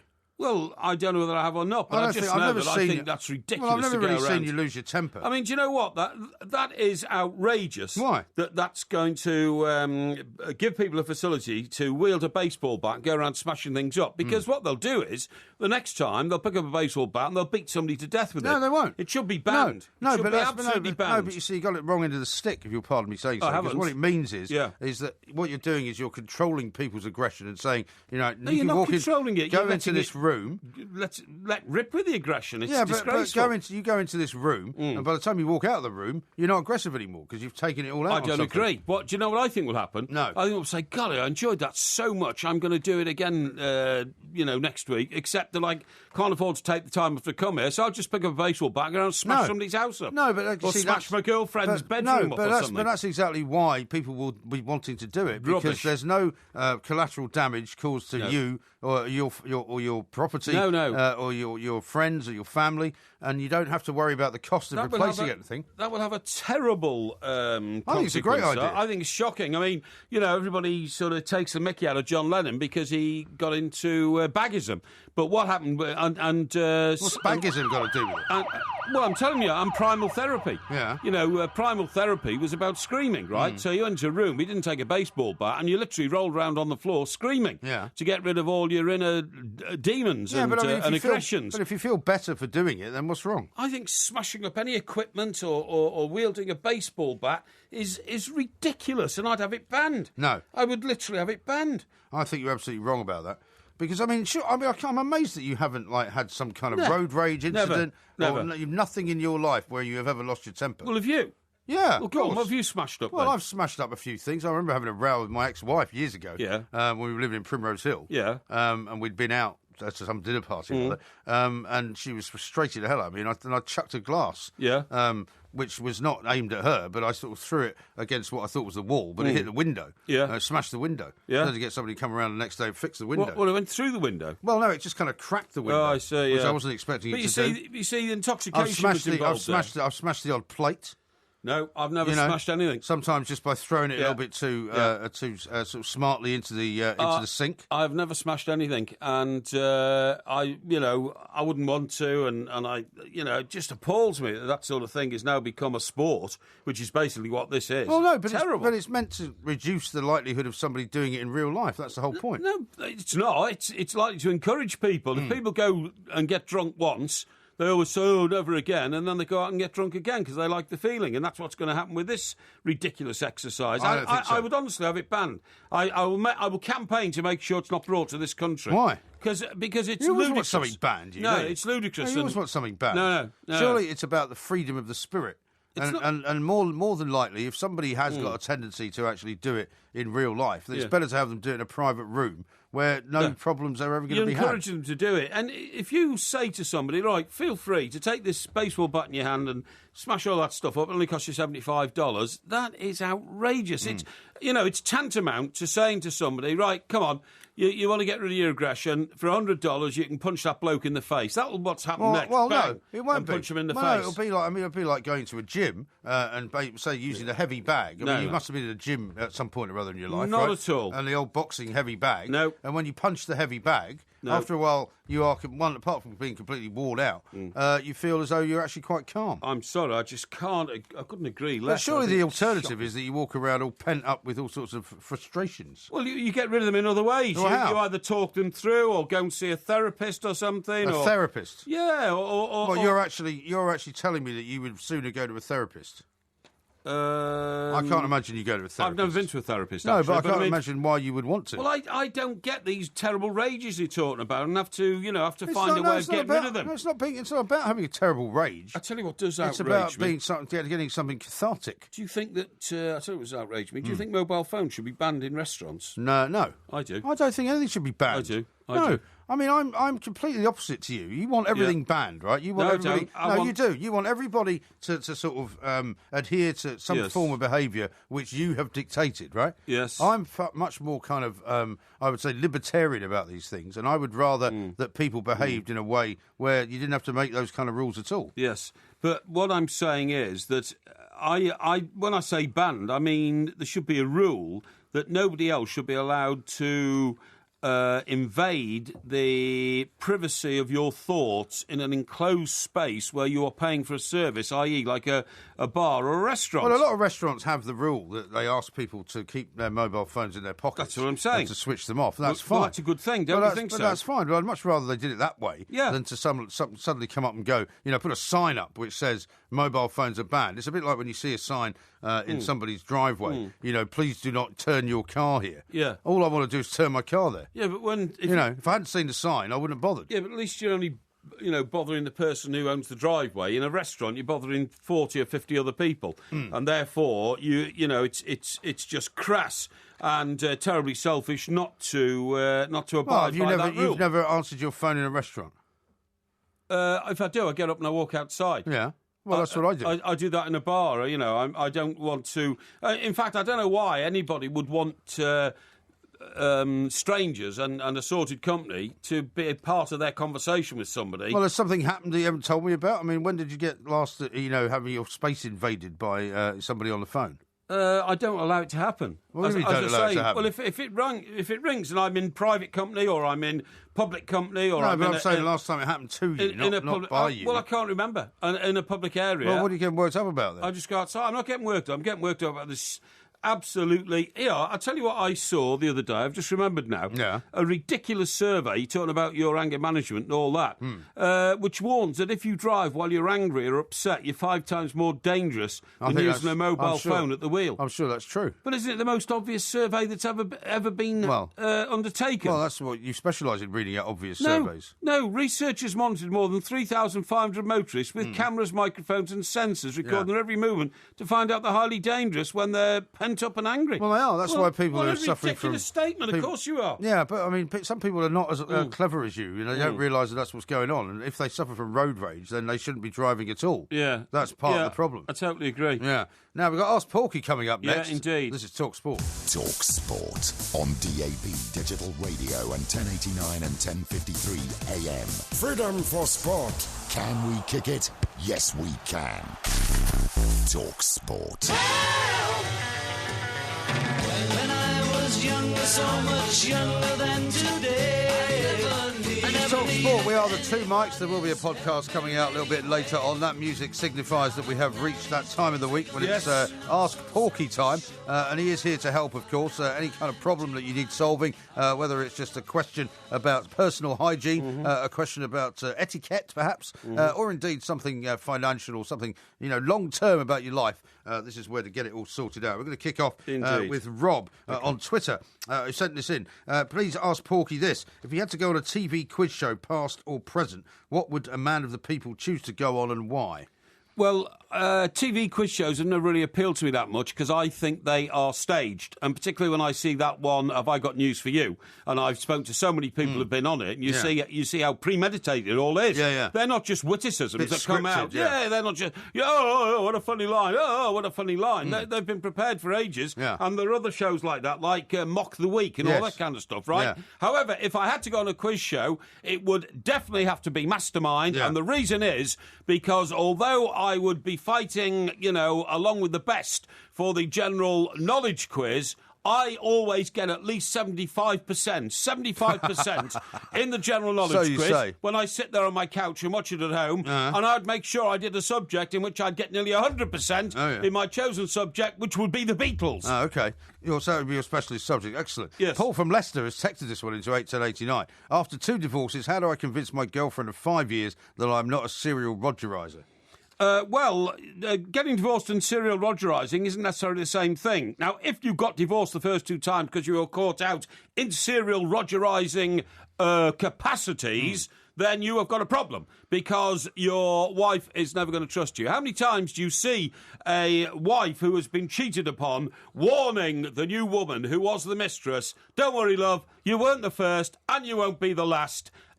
He's a serial Rogeriser, and you will be his next victim. OK, Paul says this on Facebook. Porky, I'm best man at a wedding in May. Have you got any tips for me concerning my best man's speech? Should I go with some embarrassing stories about the groom, or should I keep it formal? Well, I've never been a best man, so I've never delivered a best man speech. So I can't really... Comes as no surprise. I can't really advise here from personal experience. However, if it was me, I am so good at relating stories about my friends... I would stick to those which were affectionate, which were funny, and which did not embarrass him, his bride-to-be, either of their families or anybody else in the room. Just keep it clean, keep it funny, keep it straight. Yes. Now, here's an interesting one from Vic, which I think is short for Victoria. I'm travelling all the way from the Blue Mountains down under in Sydney to see you shambling old fools live at the Dance House in April. How about that? Coming all the way from Australia. Yeah. I only have 2 tickets, so shall I bring my Irish dad, who I haven't seen for 2 years, get straight on the bladderation trail and heckle you both in the 3rd row, or bring my lovely Australian partner, Dennis, who is the reason I ran off to the Aussie mountains in the first place, stay sober, act sensible, refined and demure all night. Please help. By the way, can't wait to see you both. Right, well, it's very nice to know that you're coming all the way from Australia to see us, Victoria. Victoria! That was a song by the Kings, by the way. Was it? What I would say is, I'd say you need somewhere in the middle of that, a combination of the two. I can't understand why your beau, Dennis, can't be your bladderation partner on a night of frivolity at the Dance House in Manchester. To bring your old dad with you, I think it'd be a mistake, because I think you'll have different paces of lives, you know, different generation, all that kind of stuff. Unless you're telling us that your partner in life, Dennis, is a teetotaler or something like that, then I don't quite understand why you don't want to come together. It'll be a great experience. We're looking forward to seeing you. Well, maybe that is part of the problem. Maybe the new partner doesn't realise that she's a bit of a bladderiser. Yeah, that's right, yeah. In some way, shape or form. Here's one from Gary, who says, Mike, due to a recent unfortunate Rogerisation episode, I need to leave town fast. Yes. Where would you recommend I go? Timbuktu. Timbuktu? Yeah, Timbuktu is a real place, by the way. I hope you know that. Timbuktu is, in fact, in Africa, and it's the place where a lot of the Foreign Legion people ran to when they wanted to desert the Foreign Legion. You got the French Foreign Legion because you want to lose your previous identity, but then you find it so hard, you think, I can't stand this, go to Timbuktu. In America, of course, Mike, their equivalent to Timbuktu is called Oshkosh.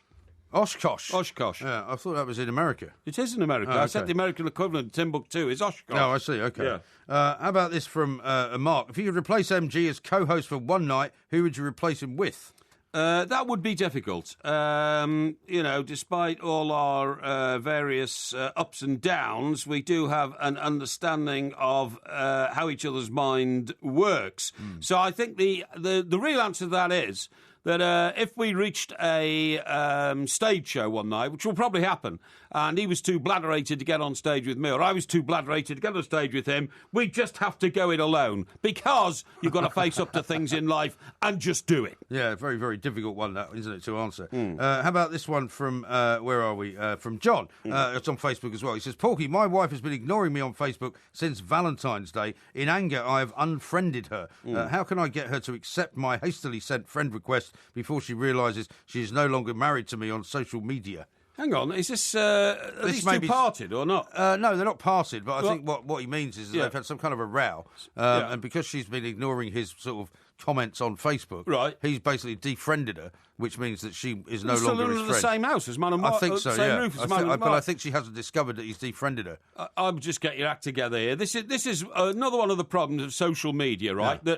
That one of the biggest problems of social media is how many characters are there in a tweet? Is it 140? 140, yeah. And sometimes you simply can't explain what you're trying to say in 140. You leave words out, you leave a punctuation out, the whole thing can go terribly wrong. What I'm saying is this. If you're falling out over a social media issue, then just blinking well speak to each other like we used to in the old days, or phone each other and speak to each other. Just don't rely on the spoken word on the social media channel to mislead everybody involved. I think that's very good advice, actually. How about this one from Tex? What's the difference between Murphy's Law and Sod's Law? Yeah, Murphy's Law and Sod's Law. Murphy's Law is... Now, Sod's Law... No, Murphy's Law is that if anything can go wrong, it probably will. Yes. And Sod's Law is the inevitability of failure happening at some stage in your life. OK? Here's one for John, who says, England play Russia in Marseille on June the 11th. Can you please ask Comrade Porkovich if he will be standing for both national anthems? No, I'll be standing for the English national anthem. That's the only one that I care about in an international tournament like that. I hope we beat the Russians and beat them soundly in order to progress through the tournament and hopefully eventually win it. As for the Russians, as a nation, I have a lot of admiration for their history and for their past, and maybe for some of their present. But I am thoroughly 100% Anglo-Saxon Anglaise. Well, you'd have to say that, wouldn't you? Otherwise your handlers will be disapproving of it. Ian says this on Facebook. Question for Porky. Always consider myself a man of the people. Yes. However, I recently had an operation cancelled at the last minute on the NHS, so I've decided to go private, even though I can ill afford to do it. Can I still consider myself a man of the people? Yes, very much so. You remember, you all have the right to spend your money any way you want. So if I want to spend my money on a new house or a new car, that means I'm not spending my money, for instance, on investing in my children's private education, mainly because I haven't got any children. So I wouldn't be, that would I? Be difficult, But you understand exactly what I'm saying. You spend your money on anything you want to spend your money on. One time a few years ago, I had one of those situations where the septum in my nose was dodgy and needed separating. Hey? And it was going to take, the septum, the thing goes Really? in the middle of your nose. Yeah. And, What, you mean like Diana Westbrook? No, I wasn't snorting cocaine. Well, that's what I'm wondering. There's another story you haven't told me. No, it's what was wrong with your deviated septum? I don't know, but it needed straightening out. Really? So it was going to take months of waiting on the National Health Service. So I had it done privately. The problem was, 3 days later, I flew to America and it burst on the plane. Really? Yeah. So it wasn't pleasant. But I mean, get it done by all means privately. Just make sure you give yourself plenty of time to recover. Yeah, OK. Speaking of which, Darren says this, Porky, after a week off the booze and fags with a terrible chest infection, should I get straight back on it now I'm better, or start to lead a more righteous Christian lifestyle and give up the pleasures of sin? I would take it as an opportunity to try and enjoy a new lifestyle without your alcohol and cigarettes. There is a lot to be said for it. It clears your conscience, it clears your mind, it clears your vision on what you need to be seeing in life that you can't if you're bladderated and your lungs are congested by tobacco. I would stay off it as long as you possibly can. OK, here's one from Kevin on Twitter. Who will Porky bequeath his empire to when he passes? MG, Everton, the Ducks, Ponzo? No, I hope to have spent it all by the time I am called to the ultimate feat of my creator. The ultimate feat? Yeah, by the Angel of Death. The Angel of Death? Well, the Grim Reaper. Yeah, I know. Yeah, I hope to have spent it all by then. Oh, OK. Brentford says this, and he says, you can get expert help from me if you wish. I fancy a drink, Porky, but should I get one bottle of champagne or 3 decent bottles of Prosecco? I don't drink either. The reason is only 1/3 of my heart works, and the bubbles in my blood system actually disturb it and make me feel incredibly jumpy and edgy and gives you breathing problems. So I'm sorry, the answer to that one is I would buy a couple of good bottles of Pinot Grigio. That would satisfy me. But you have to remember, if you're drinking in company, then you have to buy something for your guests, not for yourself. Yes, quite. Richard says, Porky, you mentioned last week you wanted us to be the 51st state of America, but didn't elaborate. Are you pro or anti-monarchy? I'm pro-monarchy, right, but I am also pro a country which I believe respects democracy and liberty. And that's why I believe America to be the best partners we could have in life. OK, one final question from Adam on Facebook. Hi, guys. Just bought a toaster for 200 quid, and everyone keeps saying I'm mad. What do you think, Porky? I think that's a bit mad. I mean, if you've got a great house, if your house is worth £850,000, there's no harm in buying a £200 toaster. However, if in your kitchen the kettle costs £12 and the pans cost £16 for a set of 4, and your crockery came in a £5 box from Wilko's or something like that, I think you're mad to pay £200 for a toaster. Yeah. A toaster, after all, just toasts bread. That's all doesn't it do does. anything else. Yeah. So what you're saying is don't have something that's ridiculously overpriced. I would say that was a waste of money, complete waste of money. Like a pair of £175 slippers. Well, no, because I use those on a daily basis. You only use your toaster when you want a bit of toast. That's not every day. You have toast every day, don't you? No, I don't have toast really? every day. No. Shocking stuff. That was Ask Porky. Thank you for all your questions. If you didn't read yours out, don't worry. We'll try and hold a few over for next week and include them then. Same time next week. Tomorrow night, of course, it is the famous Porky Vision. Yeah. On DAB Digital Radio and 1089 and 1053 AM. The pressure's on now. Relieve the itch. Talk Sport.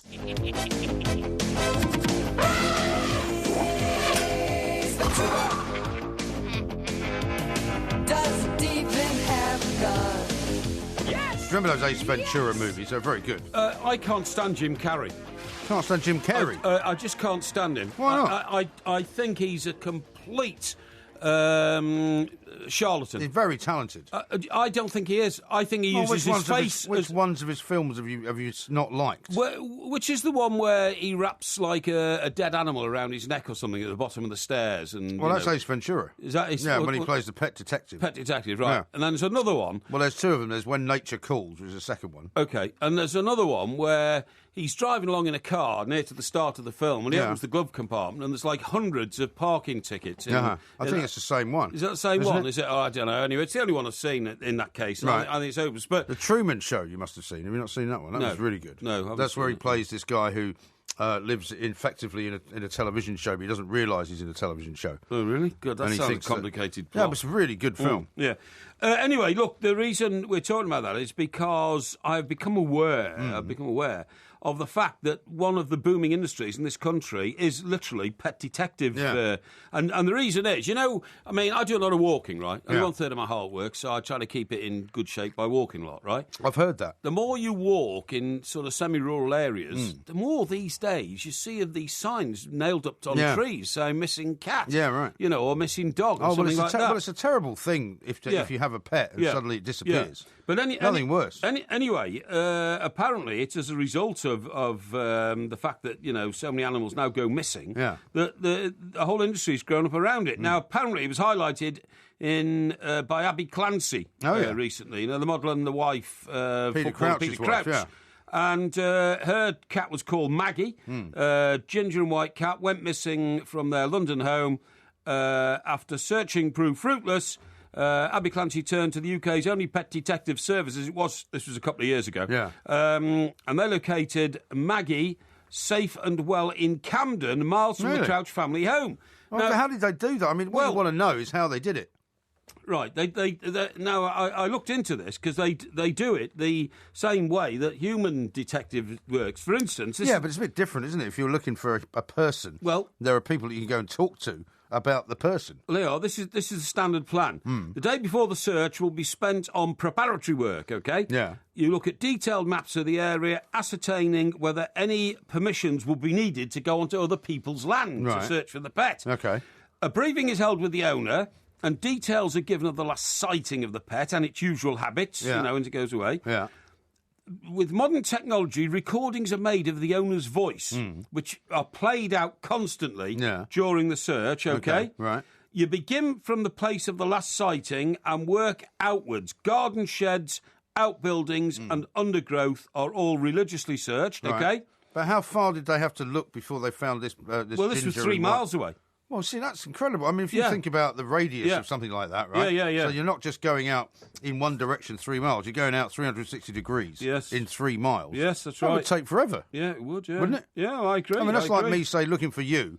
You go outside to get something, and over the course of the next 2 weeks, I try and go in, say, 2 miles in every direction to find you. Sure. That would be ridiculous. Well, anyway, the rest of it says leads are followed up instantly. What do you mean, well, anyway? Well, I accept what you're saying, and I'm trying to continue and tell you the way they do it. Yeah. Because you've asked me, you say it's incredible. Leads are followed up instantly, and the search team communicate, there's 5 or 6 of them, via radios and phones, see if they've come across any clues. Lookalike pets are identified to avoid false leads in the future. Yeah. Right? Yeah. If the pet is not found on the day then you get a full briefing back to the owner to say, look, we haven't found him today. And then they have to decide whether they want to go into a second day, a third day, or something like that. Okay. The company's call centre, right? So there's a lot of people involved in this. A lot of people, because in one neighbourhood, when you're looking for a pet, you can actually leaflet every house. And on the leaflet, there's a number, and the company's call centre will take anonymous information from anybody who feels they may know something. Right. Well, because somebody may have nicked the animal or something. Somebody may have seen a van pull up and take the animal and put it in the back of the van or something like that, right? Dog napping's become quite a serious problem for a lot of people. Because you were telling me, I think, weren't you, a few weeks ago, about how some people go out and find, some kind of mark put on their front gate, and they haven't known what it was, and then suddenly later on, somebody turns up and takes the dog. That's right, yeah. So, I mean, it can be a bit of a problem, but I think a lot of the time, I don't think pets are getting kidnapped all over the place. A lot of the time, they just disappear. Yeah. They just run off. They just go, or they get knocked down, or something like that. You know what I mean? Or they can become disoriented or something. Disoriented, or something like that. Or you have to accept the fact that with the emergence of the urban fox, I'm sure a lot of cats get into fights with foxes and just crawl away and die. Well, I've only seen that happen once. Really? In my street, because I would say there's probably, if I was to spend an entire evening with my head hanging out the window watching the street, I would probably see about half a dozen foxes, because they walk up and down the street. Just brazenly walk up and down the street? After about 8, 9 o'clock at night. And you live close to a riverside, don't you? I do, yeah. But one night, in fact, it was one morning I was coming home, and I heard this kind of kerfuffle, and there was a fox that had somehow got over the wall of one of the houses in the street and was obviously trying to get into bins. Yes. And then there was another noise, and the cat suddenly appeared, and the cat actually chased the fox away. Really? Even though the cat was a lot smaller than the fox. Yeah, well, exactly. Only half the size. I should think a cat's faster than a fox. I think not only that, but probably more vicious. I mean, the same way that cats could scare dogs. I think it'd be very unlikely for a fox to attack a cat and kill it. Well, but they attack birds and all that sort of stuff. You hear terrible screaming noises at night and that sort of thing. Right. Talking about predators and all that, by the way, another thing has come to my attention. You often complain about seagulls, particularly obviously when you're at the seaside and all that kind of stuff. Yeah, well, they're very big now. They're very big indeed. Massive. And do you know why they're big?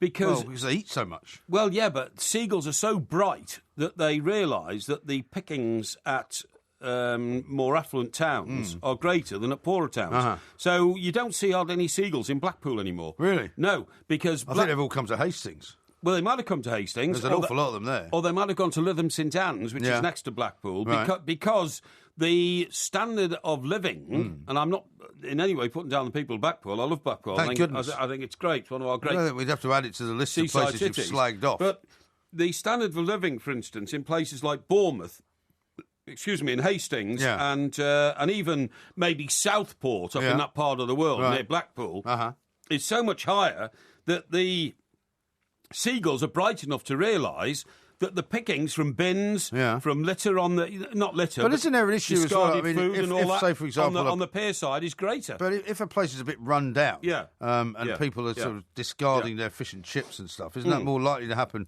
in a place like Blackpool than it is in Lytham? Well, except that in a place like Bournemouth, you've got more hotels...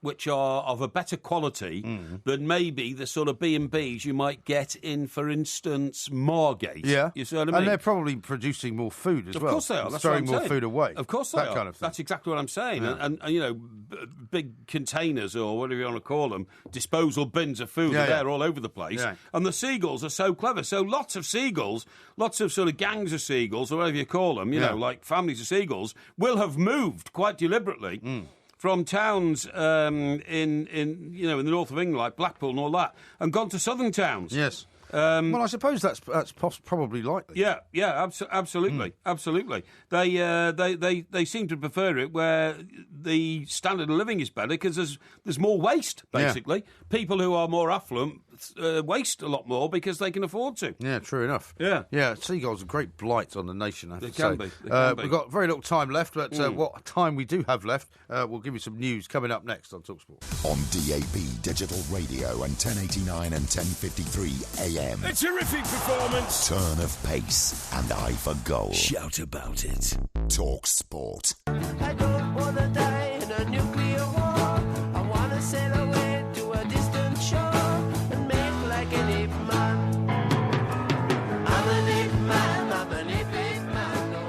And the show tonight, I would say, has been of some social value, not just to people out there listening, but also to the chimpanzee community. Oh, definitely. I mean, I'm so glad that we spoke to the lady in America who spends her life trying to save these poor chimpanzees. Yes. And I'm particularly impressed with the professor in this country of gynecology who helped save a poor little baby gorilla. Yes, exactly right. Now, as we mentioned earlier, we'll have some news a little bit later on this week about some more shows that we're doing coming up. Where are we going? Well, I said more news coming up. Yes, but I think we need to let people know the locations. No, we don't, because then we'll tell them the news when we have the news. Okay. We can't tell them now, because the tickets won't be on sale now, and then people will forget, right? Okay, yeah. So what we'll tell them instead is that they should get a download of our live DVD. Yes, please, do that. Filmed at the Hen and Chickens end of last year. You will love it. And lots of people have bought it on DVD, but a lot of people as well were asking for a possibility of downloading it. Yeah. And that means wherever you are in the world, you can download it without fear or favour. You don't have to worry about whether it's compatible with any kind of system that you may have. No, you don't. So what I've done is I've tweeted it out already on the Two Mics account. Okay. I'll do that again just now. Do that right now. And then I'll retweet we'll go from there. And that'll get the message out. It'll go on Facebook as well, will it? It will go on Facebook as Yes. well. And you can find us, of course, at The Two Mics. That's right. And coming up tomorrow, Yes. also it's Porky Vision time. And so basically it will be time for you to give us your fabulous... Happy Valley, I'll give you an update on that. Update on Happy Valley. OK. Jolly good. Don't forget to come back tomorrow for another sparkling, as fizzy as a bottle of champagne podcast from The Two Mics.